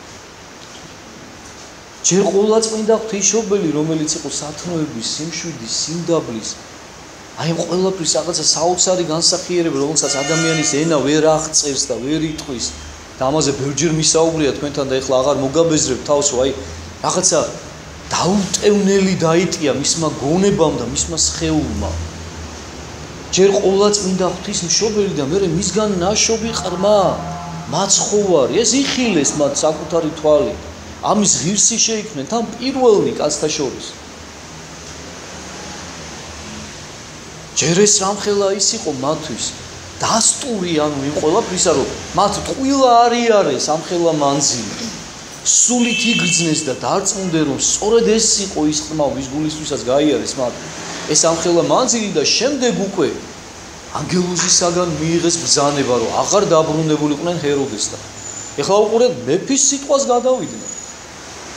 ეს ხალხი თვითონ მეფური წარმომავლობისანი იყვნენ და მათ კარგად იცოდნენ, რას ნიშნავდა მეფისთვის მიცემული სიტყვა. მაგრამ ხედავთ, არ ბრუნდებიან მეფესთან, იმიტომ რომ გაცილებით უფრო მაღალი რანგიდან მიიღეს შეტყობინება, რომ იმასთან არ უნდა დაბრუნდნენ. თან ახსნა განმარტებები არ მიუღიათ, უბრალოდ მიიღეს, რომ იქ არ დაბრუნდნენ. всё, მორჩა და გათავდა. არ დაუწყიათ გამოკითხვა, რომ რატო ეხლა ჩვენ ხო მეფე შევპირდით, როგორ არ დავბრუნდეთ? არა, მორჩილად ემორჩილებიან უფალს. რა კი ესე მივიღეთ ჩვენ უფლისაგან, ესე იგი ესეა საჭირო რა. მორჩა და გათავდა. არც ჰეროდეს არ განიკითხავენ გულში, მიდიან. всё. მაგრამ მინდა გაგამახვილობინოთ ყურადღება რაზე, რომ აი დაუკვირდით ხალხო. ამ მოგებს რამხელა სულიერი მხნეობა და ვაჟკაცობა მოეთხოვება, თქვენ წარმოიდგინეთ, რომ მათ სიცოცხლე საფრთხეში ჩაიგდეს. ეხლა ჰეროდე როგა, ეხლა ხო მიხვდნენ შინაგანად, რომ რა კი ანგელოზმა უთხრა, რომ ჰეროდესთან არ დაბრუნდეთ, ესე იგი იმას რაღაცა კეთილი განზრახვა არ ქონდა, ხო? ეხლა ესენი რომ წამოვიდნენ, ეხლა მე შენ გეტყვი, ეხლა თვითფრინავი წამოვიდნენ, ხო, ფეხი წამოვიდნენ, აკლემებით, ეხლა იმ ჰეროდემ ხო გათვალა დაახლოებით ის დრო, რა დაჭირდებოდათ იქ ჩასასვლელად, უკან დასაბრუნებლად. ეხლა რო არ დაბრუნდებოდნენ უკან, იმ დროში ხო აუცილებლად გააგზავნინა მდევარს, არა? ხო მოიკითხავდა იმ ხალხს. ხედავთ როგორ ჩაიგდეს მათ სიცოცხლის საფრთხეში, ხო შეიძლებოდა რომ დაედევნებინა შეიარაღებული მხედრები ჰეროდეს და დაეხუცა ის მოგვები. იმათ არც დაცვა ყავდა წამოყოლილი და არც არავინ. მაგრამ ხედავთ რა შეესაბამება. არ შეეშინდათ მათ სიკვდილის. რატომ? იმიტომ რომ სულიერად გაძლიერდნენ უკვე ისინი, დამტკიცდნენ ისინი. საოცარი მხნეობა და საოცარი სიმტკიცე შეიძინეს ღვთისაგან, რომელიც იხილეს ახალშობილი და მათ უკვე არაფრად აღარ უყიდ, ჩალის პასად აღარ უყიდ სიცოცხლე. მერე რა გამოეკიდოს ჰეროდე, მერე რა მოაკვდინოს. მათთვის თავარია რომ ღვთისნება აღასრულო და ის გააკეთონ რაც მათ ღმერთმა უბრძანა. თან შინაგანად რწმენაც აქვს და იმედი უფლისა რომ რა კი უფალმა უთხრა რომ წადი და დაბრუნდი. ღმერთი უპატრონებს და გადაარჩენს მათ. ესე ძალიან მნიშვნელოვანია და მივაქციოთ ამასაც ყურადღება.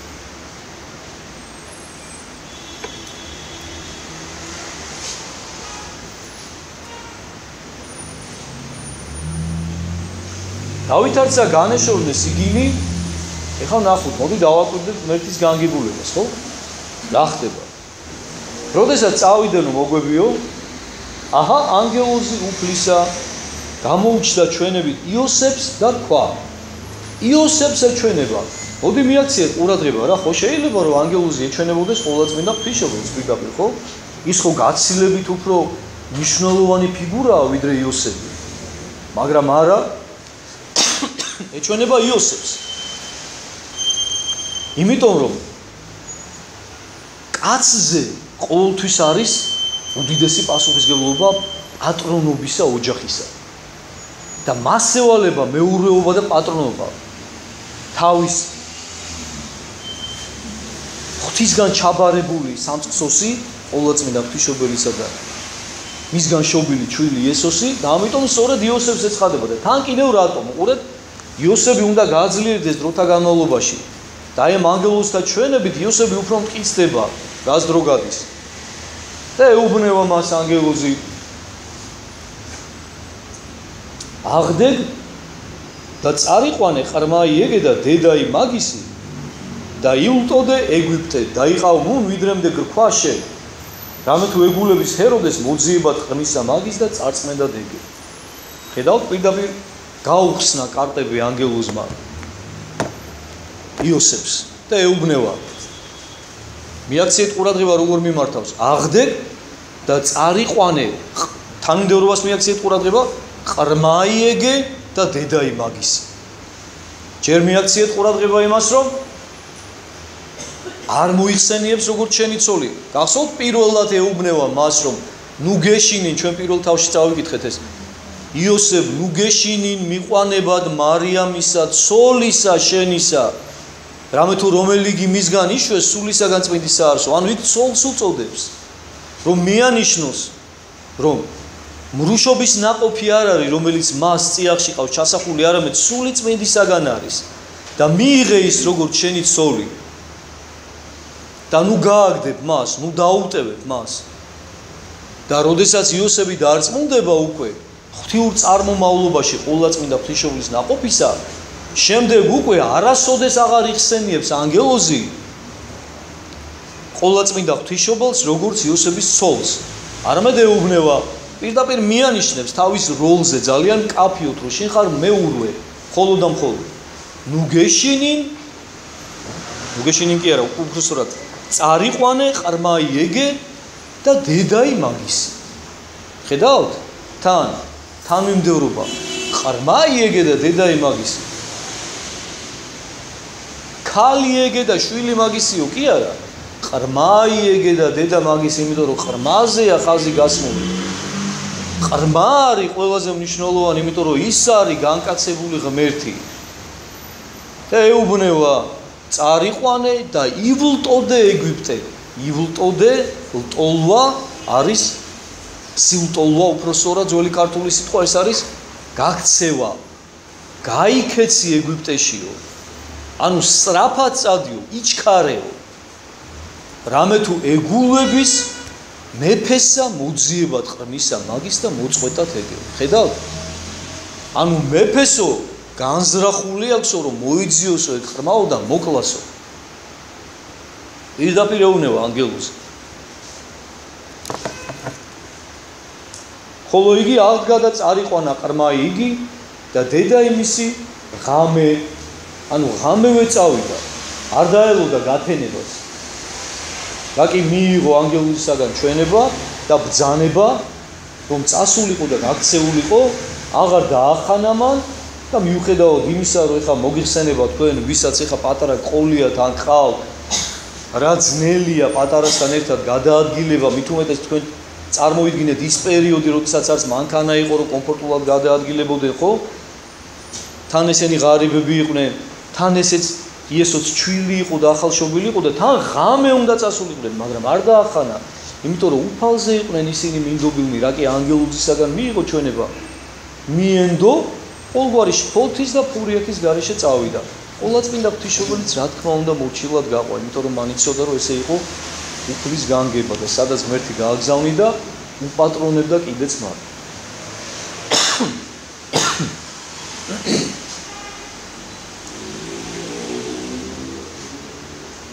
და იყო მუნ ვიდრე აღსულებამდე ჰეროდესა.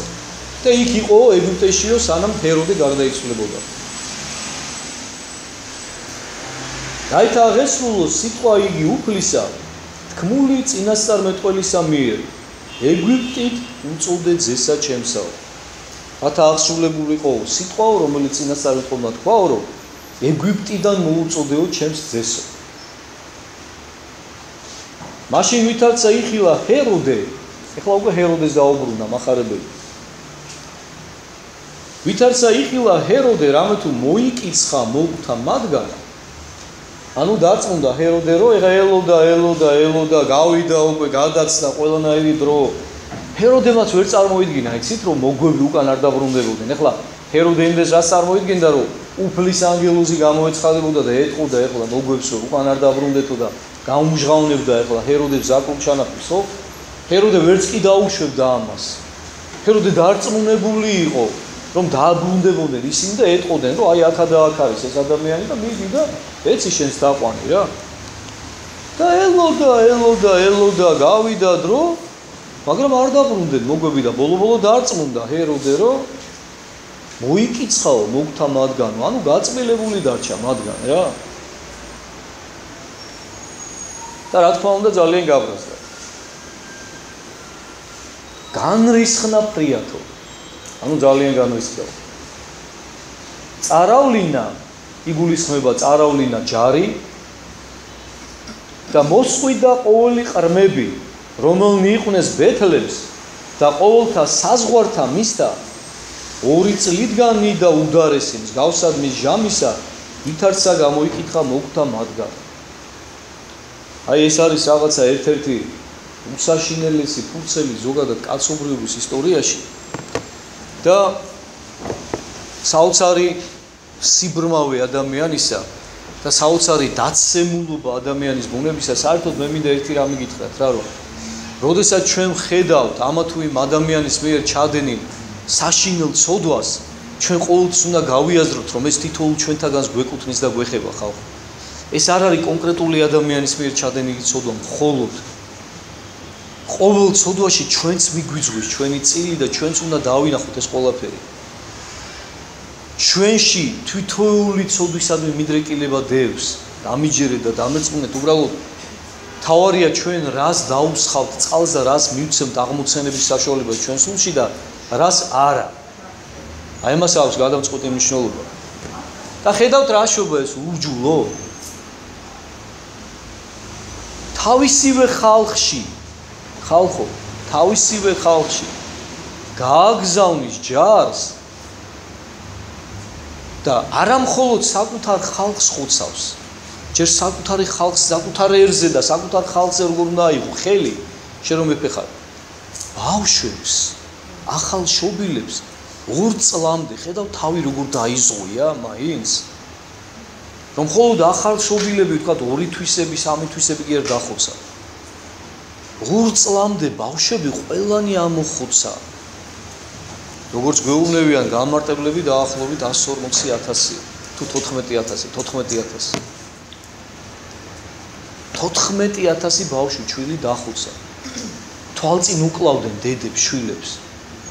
იმიტომ რომ არ იცოდა რომელი იყო რა.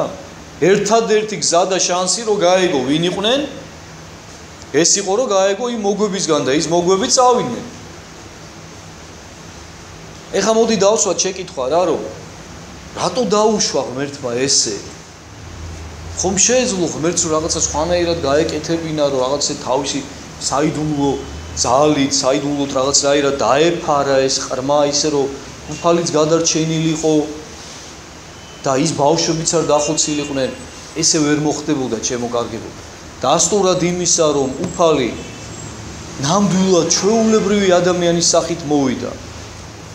ჭეშმარიტად შეიმოსა ადამიანური სული და სხეული. ჭეშმარიტად უმწეო იყო ის, უმწეო.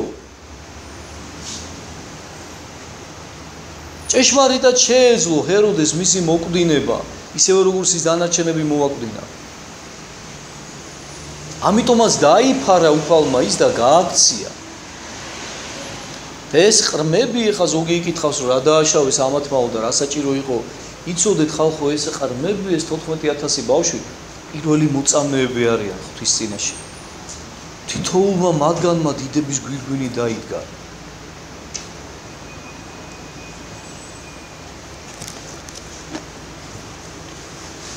მაშინ აღესულა თქმული იგი იერემია წინასწარმეტყველისა, რომელსა იტყვის: ხმაი რამაით ისმა გოდებისა და ტირილისა და ტყებისა მრავალი, რაქელს ტირო და შვილთა თვისთა და არა უნდა ნუგეშინის სემის, რამე თუ არა არიან. მახარებლები გვეუბნებიან, რომ რაქელის ქვეშ თვითონ ბეთლემი იგულისხმებაო, იმიტომ რომ ანუ მე გითხარით ხო, არ შეიძლება არ გითხარით. ბეთლემში მყოფი ყრმები მოწყვიდა, არა თქვა მთლიანად იუდეაში, არამედ ბეთლემში, იმიტომ რომ იცოდა რომ ბეთლემში უნდა დაბადებულიყო.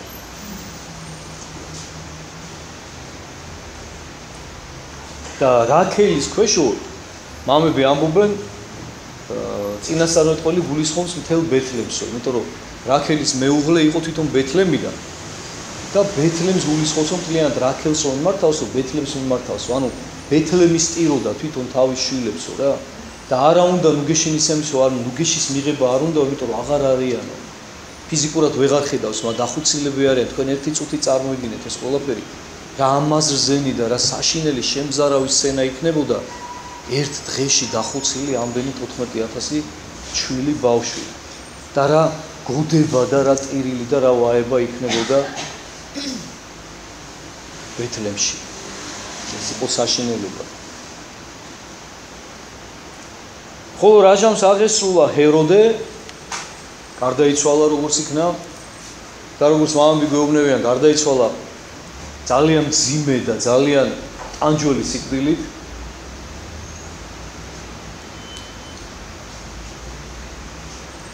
აღარ მინდა დავაკონკრეტო, იქ დაკონკრეტებულია, მოკლედ რეები ჭირდა და რეები ძალიან საზღარი სიკვდილი გარდაიცვალა, მოკლედ რა რისი ღირსიც იყო, რა თქმა უნდა, ყველანაირად.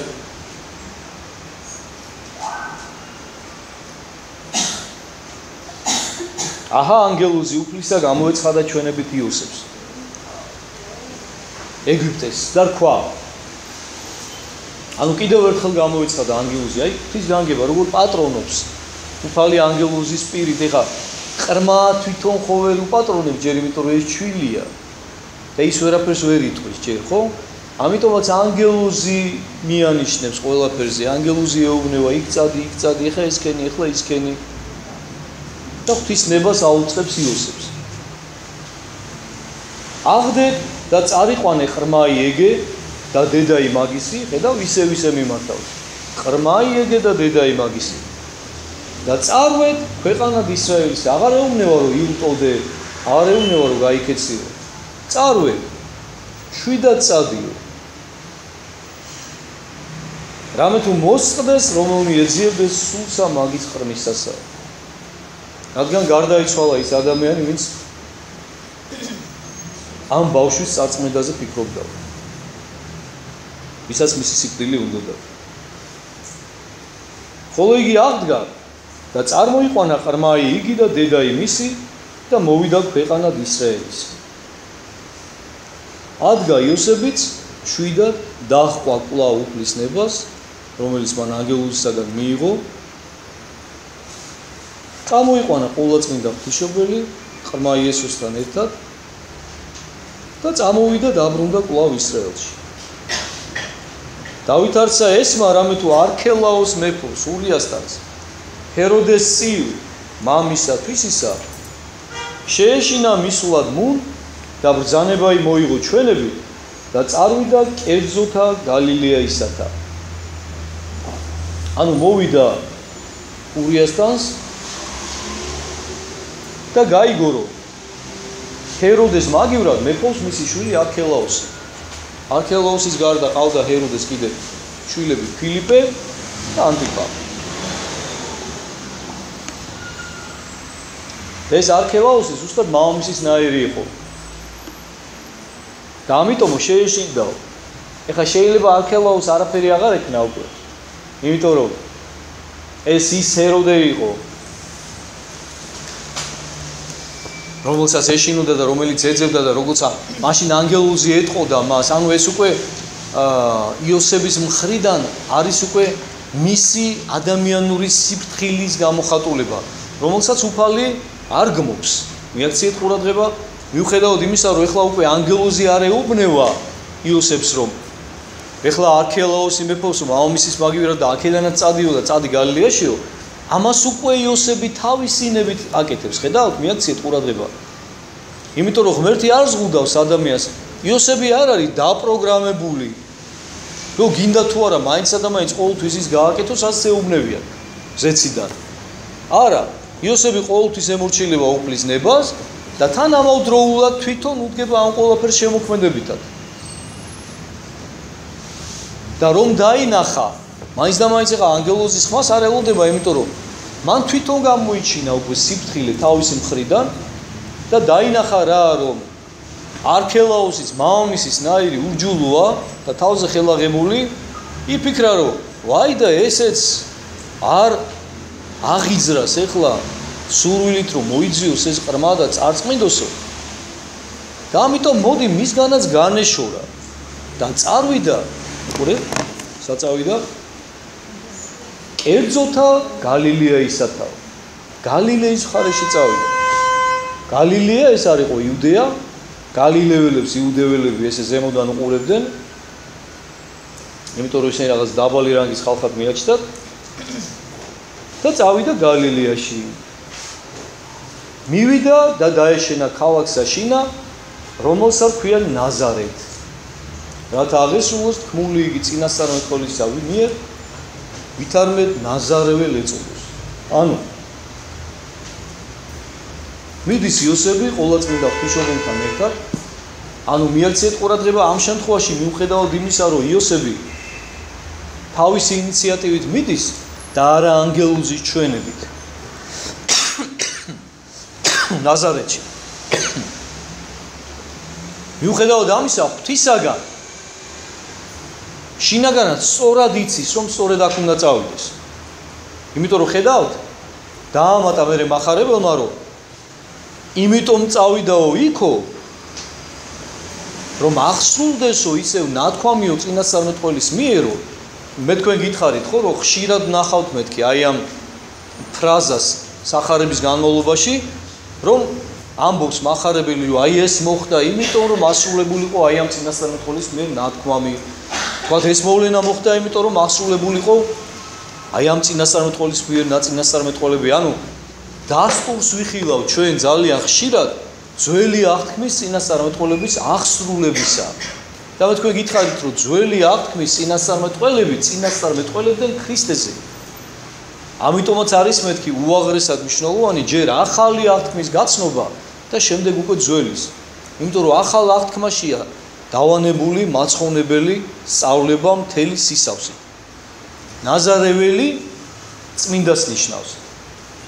და წმინდა უნდა ეწოდოსო მასო. ანუ აი ამ გაგებით არის ნათქვამი ესეც. ამით სრულდება მეორე თავი მათეს სახარებისაგან, ჩვენც ამით დავასრულო და შევჩერდეთ და შემდეგ საუბარში, შემდეგ სამშაბათს გავაგრძელებთ უკვე მესამე თავთან დაკავშირებით საუბარს. თუ რომელიმე თქვენთაგან შეკითხვა არ გაქვთ, მაშინ დასრულებულია დღევანდელი საუბარი.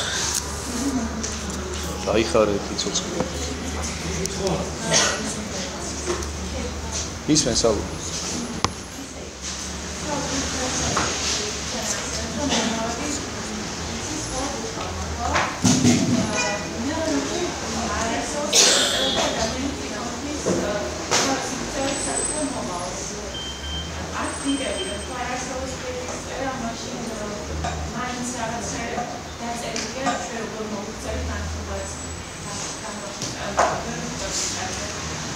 ეს ძალიან ისეთი მნიშვნელოვანი საკითხია, რომელიც ძალიან ბევრს აწუხებს და ადარდებს და გეტყვით. აი სწორედ ასტროლოგების მთელი საფრთხეც ამაში მდგომარეობს, ისინი ჩვენ ვაჯერებენ და გვასწავლიან, რომ თითქოს და ყველაფერი განსაზღვრულია.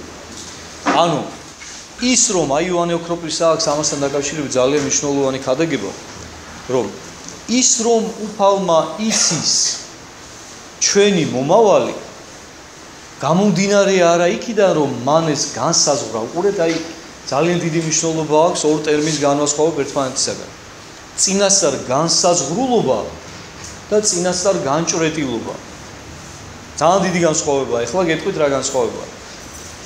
ჩვენ თუ ვისაუბრებთ წინასწარ განსაზღვრულობაზე, მაშინ ჩვენ უნდა დავეთანხმოთ ასტროლოგებს, რომ ნამდვილად ყველაფერი განსაზღვრულია, ყველაფერი წერია. დაწერილია, თუმცა გან დაწერილსაც შევეხები მე, შეიძლება ესეც ითქვას, რომ დაწერილია ოღონდ ღმერთის გადმოსახედიდან და არა ადამიანის გადმოსახედიდან. აი ხა გეტყვი. და რაც შეეხება წინასწარ განჭვრეტილობას, რომელიც არის სწორი ფორმა და სწორი ხედვა, უყურეთ რაში განსხვავდება, რომ თუ ჩვენ ვიტყვით, რომ წინასწარ განსაზღვრულია ადამიანის მომავალი, ეს ნიშნავს იმას, რომ ღმერთმა განსაზღვრა, თქვა, ხვალ მე რას გავაკეთებ, ზეგ რას გავაკეთებ, თქვათ ეხლა აქედან რო გავალ საწავალ, ვის ნახავ, ვის დაველაპარაკები, ვის რას ვეთქვი, ვის გაუბრაზდები, ვის არ გაუბრაზდები. ანუ ამის მიხედვით, თუ ჩვენ ამ აზროვნებას გავყვებით, აბსოლუტურად იგნორირებული იქნება თავისუფალი ნება ადამიანისა და მაშინ ჩვენ უნდა მივიდეთ იმ დასკვნამდე, რომ ადამიანი არის მარიონეტი ღმერთის ხელში და ეს ყველაფერი მხოლოდ და მხოლოდ ფარსია და თამაშია, რომ რა თავისუფალი არჩევანი, რის თავისუფალი არჩევანი, თუ კი ყველაფერი დაგეგმილია ღმერთისაგან, თუ კი ყველაფერი განსაზღვრულია და მაშინ ჩვენ იცი სადამდე მივალ, რომ ღმერთი ვიღაცას ქმნის სასუფეველისათვის და ვიღაცას ქმნის წარსაწყვეტელისათვის. თუ კი ღვთისაგან არის ეს ყველაფერი განსაზღვრული და ამდენად დაწერილი. ეს არის უკიდურესი უჟულოება ხალხო. არავითარ შემთხვევაში ამას არ წამოედით. ეხლა რა არის სწორი ხედვა გითხრათ. სწორი ხედვა მდგომარეობს შემდეგში. რომ არსებობს არა განსაზღვრულობა წინასწარი ღვთის მიერ, არამედ განჭრეტილობა, რაც მდგომარეობს იმაში, რომ ღვთისთვის არ არსებობს წარსული, აწმყო და მომავალი. ეს კატეგორიები ჩვენთვის არსებობს, იმიტომ რომ ჩვენ ვართ დროში განფენილები და სივრცეში. და ჩვენ შესაბამისად, ეხლა დროში რო ვართ, დრო ესეთი ტიპია, ხო? დასაწყისი აქვს, აწმყო აქვს, აწმყო მიმდინარეობა და მომავალი აქვს, ხო? ანუ ჩვენ ესე ვაზრუნებთ ამ კატეგორიებით და გვახსოვს წარსული და ყოველი წამი აი ხა ეს რაც ვისაუბრეთ ეს უკვე წარსულის კუთვნილებაა. ხედავთ აწმყოს და გეგმავთ მომავალს, ხო? თქვათ რა იქნება, როგორ იქნება, ვარაუდობთ. ღმერთი ესე არ აზროვნებს ხალხს. ღმერთი ზედროულია არ დაგავიწყდეთ. მე როდესაც ცნებებს განვიხილავდით, მაშინ გითხარით ერთხელ რომ დრო მამა რაფაელი ამბობდა ძალიან ლამაზად რა, რომ დრო მარადისობის ფონზე მიედინებაო. მიაქციეთ ყურადღება. მარადისობის ფონზე დრო ეხა ყოველი შემძლე გონია დღეს. დრონი მეფობენ, არა მეფენიო. კი ეხლა მეფეებზე მაგარი არის დრო, მაგრამ მარადისობაზე დიდი არ არის. დრო მარადისობის ფონზე მიედინება. აქედან გამომდინარე დრო მონაკვეთია მარადისობის წინაშე და არა დაუსრულებელი. დროს დასაწყისიც გააჩნია, იმიტომ რომ დრო ქმნილებაა ღვთისა და დასასრულიც გააჩნია. კიდევ ერთხელ გეუბნებთ, მონაკვეთია დრო. და მარადისობა სხვა რამეა. მარადისობა სადაც დასაწყისი აქვს, სადაც დასასრული აქვს, ეს უფალია. აქედან გამომდინარე, ღმერთისთვის ყველაფერი არის ერთიანი აწმყო. ღმერთისთვის ყველაფერი ხელის გულზე დევს. ღმერთისთვის ყველაფერი დამთავრებულია, საუბარი შემოყვება. ღმერთისთვის არ არსებობს ის, რაც უნდა მოხდეს. ღმერთისთვის მომხდარი ეს ჩვენთვის არსებობს ის, რაც უნდა მოხდეს. მაგრამ აი ხედავ ღმერთის სიყვარულის სწორედ ამაში მდგომარეობს, რომ ღმერთს განჭრეტილი აქვს, განსაზღვრული კი არა აქვს, რომ საუბარი რო აქედან გავა, თქვათ რა ვიღაცა შეხვდება და შეიძლება ბულკი იყიდო შეჭამოს. არა, ღმერთმა ეს დაინახა, გესმის? იმიტომ რომ ღმერთისთვის ეს ხელის გულზე დევს. დანახული აქვს წინასწარ, რომ რას გააკეთებ შენ ხვალზე მასე. ეხლა უყურე, მოდი გადავიდეთ, ეხლა სად არის მაშინ ღმერთის განგებულება, ხო? ანუ ადამიანის ბედი, რასაც ჩვენ ვეძახით და ადამიანის ცხოვრება ორი კომპონენტისაგან ივსება. ეს არის ადამიანის თავისუფალი არჩევანი და ღვთის განგება. და ეს ორი რამ ერთად ქმნის ადამიანის ცხოვრებას. ანუ უყურე რა ხდება? ღმერთმა თავისი უსაზღვრო სიბრძნით და თავისი უნარით და თვისებით რო ხედავს იმას, რაც ჩვენთვის მომავალია, რაც მისთვის ხელის გულზე დევს, ხო? რომ ხედავს, რომ შეიძლება მე აქედან რო გავალ, თქვა, რაღაცა არასწორი ნაბიჯები გადავდგა, ხო? შეაქვს ჩემს ცხოვრებაში რაღაცა კორექციები.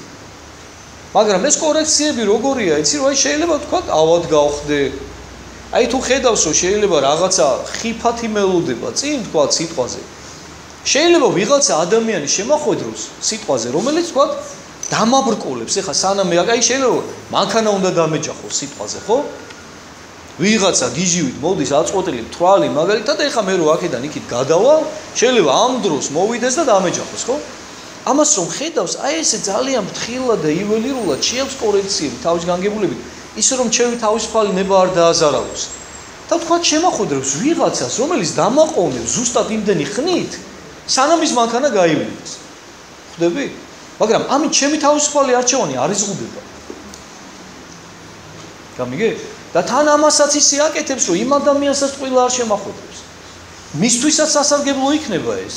და რაღაცისთვის მნიშვნელოვანი, იმიტომ რომ ღმერთი მარტო ჩემზე კი არ ზრუნავს, ვიღაცას კი არ იყენებს ჩემი გულისათვის, არა. ყველა თანაბრად უყვარს და ყველაზე თანაბრად ზრუნავს, აბსოლუტურად. მისთვისაც სასარგებლო იქნება, ჩემთვისაც სასარგებლო იქნება. და მეორე მხრივაც სასარგებლო იქნება, რომ აგერ ხიფათისგან დამიცავს, იმიტომ რომ არ არის ჯერ ღვთის ნება, რომ თქვათ მე ამ ქვეყნიდან გავიდე, ხო? თუ ღვთის ნება, რომ მე ამ ქვეყნიდან გავიდე, აი შეიძლება თქვათ მეორე ვარიანტს მოგიყვანო. შეიძლება ღმერთი ხედავს, რომ მე რო აქედან გავალ დღეს სიტყვაზე, ხო? შეიძლება რაღაცა ხვალ სიტყვაზე ან 1 საათის შემდეგ არ აქვს მნიშვნელობა, პირობითად ვამბობ, ხო? შეიძლება რაღაცა გამოუსწორებელი შეცდომა დაუშვა, რაღაცა უდიდეს სასიტყვინო ცოდვაში ჩავარდე რა. რომელმაც შეიძლება სასოწარკვეთილებამდე მიმიყვანოს, თვითმკვლელობამდე მიმიყვანოს და შეიძლება ზუსტადაც რომ პირიქით დაუშვას ის და ისე მოაწყოს თავისი განგებულებით, რომ ზუსტადაც რომ ის მანქანა დამეჯახოს რა. ან თქვათ რაღაცა რა, აგური დამეცეს თავში სიტყვაზე. გესმის? ანუ აი ეს უკვე ღმერთის განგებულებაა, რომელსაც მე ვერ გავსაზღვრავ. მაგრამ ამასაც ჩვენ სასიკეთოდ აკეთებს უფალი. რომ შენ გადაგარჩინოს. თუმცა არის სფერო და არის რაღაცა ნაწილი, სადაც უკვე ღმერთი უძლურია. ანუ ღმერთი ყველაფერს აკეთებს, რაც მისი განგებულების სფეროში შედის. ერთადერთი, სადაც ღმერთი არ იჭრება და არანაირად არ შედის აი ამ არ ლახავს ამ ზღვარს, ეს არის ადამიანის ნებელობითი სფერო. ანუ იქ, სადაც უკვე შენი არჩევანი იწყება, სადაც შენ უნდა გადაწყვიტო, რომ ესე მოიქცე თუ ისე მოიქცე, ეს სიტყვა თქვა თუ ის სიტყვა თქვა იმ ადამიანს უთხრა რაღაცა თუ ამ ადამიანს უთხრა, ხო? ეს გადაწყვეტილება მიიღო თუ ის გადაწყვეტილება, ანუ სადაც ნებელობით უმაღლესი სფეროა შენი გონიერებისა, ხო? არავითარ შემთხვევაში არ ერევა. თუმცა კიდევ ერთხელ გეუბნები, აი ესე ბრძნულად კორექციები შეაქვს. გესმის? ვიღაცა შეგახვედრებს იქიდან მიგანიშნებს რაღაცას, შეიძლება სიზმარი დაგესიზროს და იქიდან გითხრას რაღაცას სწორი მიმართულება მოგცეს, მაგრამ ეს ყველაფერი მცდელობებია, ანუ ღმერთი ყოველთვის წინ გიდებს შენ არჩევანს და შენზეა უკვე დამოკიდებული რა გადაწყვეტილებას მიიღე. და ისიც გითხარით მე რამოდენიმე საუბრის წინ, რომ ღმერთი ისეთი საოცარია და იმხელა სიყვარულია, რომ ყოველი არასწორი არჩევანის შემდეგ კვლავ გაძლევს შენ ახალი არჩევანის საშუალებას. აი ესეც ღმერთის საოცარი განგებულებაა. ხედავ, ანუ ხო გითხრა აქედან თავის დროზე, რომ აქეთ უწახვალ დაიღუპები. აქეთ წამოდი და ცხონდები. ხო შენ დაღუპვის გზა ერჩიე შენი უგუნურებით, ხო? გაგაფრთხილა დაიღუპებიო, მაგრამ კიდე ცulis იგი თავის განგებულებას, თავისი საოცარი სიბრძნით და კიდე ორ გზას გაჩვენებს. და კიდე გეუბნება, კიდე შანსს გაძლევს, რომ გადაუხვიოს სწორი მიმართულებით. კიდე გადაუხვევ არასწორი მიმართულებით, კიდე გამოგიჩენს სწორ გზას. და ესე დაუსრულებლად სანამ პირში სული გიდგას, ხვდებით ხალხო. ამიტომაც არის, რომ ბოლო მომენტამდე სანამ ადამიანი ცოცხალია, მას რჩება შესაძლებლობა გადარჩენისა. ამიტომ ნუ გიკვირთ ხოლმე, როცა ხედავთ 90 წლის, 95 წლის კაცს, რომელსაც მთელი ცხოვრება უზნეობაში და ცოდვაში და უკეთურებაში არის გატარებული, რატო აცოცხლებს ღმერთი? იმიტომ აცოცხლებს, რომ ღმერთს უყვარს ის ადამიანი ჩვენგან განსხვავებით. ჩვენ არ ყოფნის მისი სიყვარული და ღმერთს უყვარს და უნდა რომ გადარჩეს. უნდა რომ ცხონდეს ის ადამიანი. და ამიტომაც ზრუნავს მასზე. ბოლო მომენტამდე შანსს აძლევს. მანამ სანამ შესაძლებელია და ღმერთმა ეს იცის სადამდეა შესაძლებელი. აი როცა უკვე ამოიწურება ყველა ლიმიტი და ყველა ზღვარი, მე უკვე გააყავს რა. რომ უარესი სასჯელი არ მიიღოს ადამიანმა რა. ხო და აი საუბარი ის რაც შენ მკითხე ჩემო კარგო, ძალიან დიდი და ძალიან მნიშვნელოვანი თემაა, ძალიან ბევრ სფეროს მოიცავს, მაგრამ ყველაზე მოკლედ რაც შემეძლო მეპასუხა აი ეს არის. აი ხარ. სხვას არაფერი ხო არ გაინტერესებს კიდე რა. ადამიანის თავის აი ღმერთი არის ხუდავს ადამიანის თავისუფლებას და ყველაზე სწორი ხო ის იქნება, რომ დავერთხავთ ჩვენ როგორც ღმერთი ინებებს ჩვენც მეზროლებამდე მივიდეთ და აი როგორ უნდა ვიფხიზლოთ თან ხო ქრისტიანობა სიფხიზლეს მოითხოვს და აი როგორ უნდა მივიდეთ იქამდე, რომ აი ღმერთის ნებას დაერთხავთ ჩვენი არჩევანდება. იგივე ვთქვათ არ შევძდეთ, აი ძალიან მნიშვნელოვანი არჩევანში გინი პროფესიას კიდე ოჯახის დრო შევქმნით, აი იქაც შენინებით იღებ გადაწყვეტილებას და იღუპები მერე და აი ეს თავსატეხები რომ აირიდე და ღმერთის ნებას რომ იყვე. როგორ შეიძლება რა სწორი ხეთი. ნინო, ეხლა შენ ისეთ რაღაცას მეკითხები ჩემო კარგო, რაც არის მთელი ეკლესიური ცხოვრების არსი და მიზანი. აი ზუსტად ამაშია საქმე, რომ ეგ მართალი ხარ შენ, ზუსტად ადამიანის დანიშნულება და ადამიანის მთელი არსი იმაში მდგომარეობს, ცხოვრების არსი, რომ იგრძნოს ღმერთის ნების შეგრძნება ისწავლოს. რომ რა არის ღვთის ნება მის ცხოვრებაში. ამისათვის არსებობს ჩემო ძვირფასო ეკლესიური ცხოვრება. ამისათვის არსებობს მოძღვართან ურთიერთობა. მოძღვარი ვინ არის? მოძღვარი არის უფლის ხმა ჩვენ ცხოვრებაში, მეტი არაფერი. ანუ ჩვენ იმისათვის რომ გავიგოთ რა არის ღვთის ნება და მისი განგება ჩვენი ცხოვრებისთვის, ხო? მივიდივართ მოძღვართან. მე კიდევ ერთხელ გეუბნები, პირდაპირ გვირჩევენ რომ ნუ აჩქარდებით მოძღვრის არჩევაში. კარგად გამოიკვლიეთ და შეისწავლეთ ადამიანი, ვისაც ყველაზე ძვირფასი რამ უნდა ჩააბარო, რაც გაგაჩნია ამ ქვეყანაზე, შენი საკუთარი სული. მაგრამ როცა იპოვიო და დარწმუნდები რომ ის არისო კეთილიანები და მე დაემორჩილიო, ანუ მისგან იღებ შენ ღვთისნებას. ეხლა ეს რატომ? იმიტომ რომ ძველი ქრისტიანები ესე არიან. წინასწარმეტყველები ესე არიან. მოციქულები ესე არიან.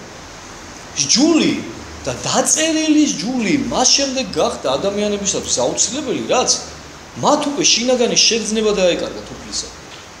როცა უკვე გულით ვეღარ გძნობდნენ, თორემ მანამდე ადამიანს სოციალური ურთიერთობა ჰქონდა ღმერთთან. და როცა გაუხეშდა უკვე, გატლანქდა და ღმერთის სიტყვა მას უკვე აღარ ესმოდა, მერე გახდა აუცილებელი უკვე რომ ქვის ფიცრებზე დაეწერა უფალს, რომ კაცი არ მოკლა, არ შეიძლება, მშობელს პატივი ეცი, არ იმრუშო, ტყუილი არ თქვა, ცილი არ დასამოს, სხვისი არ მოგინდეს არაფერი. ანუ განგებეს დაუშვა უფალმა, იმიტომ რომ მერე დარწმუნებული იყო ხალხი დაენახა, რომ ის რაც მანამდე ყველა ადამიანმა შინაგანად თავისი გულით იცოდა, იმიტომ რომ ცოცხალი ურთიერთობა ჰქონდა უფალთან, დაიკარგა ეს ყველაფერი და ამიტომაც არის რომ დღეს დღევანდელი ჩვენი ცხოვრების, ქრისტიანული ცხოვრების და ეკლესიური ცხოვრების მიზანი სწორედ ეს არის, ჩემო კარგო, რომ ნელ-ნელა დროთა განმავლობაში ვისწავლოთ ჩვენ ღვთისნება რა და რაც უფრო წარემატები ადამიანის სულიერ, რაც უფრო იზრდები, რაც უფრო გამჭვირვალე ხდება შენთვის უფლის ნება და მისი სურვილი, აი როგორ უნდა იყოს შენ და რა მიმართულებით უნდა იარო, ხო? ვით უკეთესად ხედავ ამ ყველაფერს, ასე რომ გზა, ანუ ის რაც შენ შემეკითხვა, აი როგორ დაიასე, სწორედ აი როგორ ცხოვრობ ჩვენ. სწორი ჯანსაღი ეკლესიური ცხოვრებით მიიღწევა ის. მე ხას უსვამ, ჯანსაღი ეკლესიური ცხოვრები და არა ისეთი ეკლესიური ცხოვრები. მე არავის არ განვიკითხა, უბრალოდ ხაზი მინდა გავუსვა. არა ისეთი ეკლესიური ცხოვრებით, როგორითაც ცხოვრობს თამამად შემიძლია თქვა საქართველოს ეკლესიური მოსახლეობის 95%. მე ამ ეკლესიურ ცხოვრებას არ გულისხმობ. ჯანსაღი ეკლესიური ცხოვრებით გააზრებული, სწორად გააზრებული, თავდაბალი ეკლესიური ცხოვრებით მიიღწევა ის, რასაც შენ არ. რომ გაიგო და იგრძნო ადამიანმა რა არის ღვთისნება შენ ცხოვრებაში და შენი ნებაც დაამტყიო სწორედ უფლის ნებას და იყო ბედნიერი და მშვიდი და გახარებული. აი ხა. კაკი დავასრულოთ დღეისაც, იმიტომ რომ ძალიან ბევრი მოგვიყვება. მადლობა ღმერთს ყველაფრისათვის. აი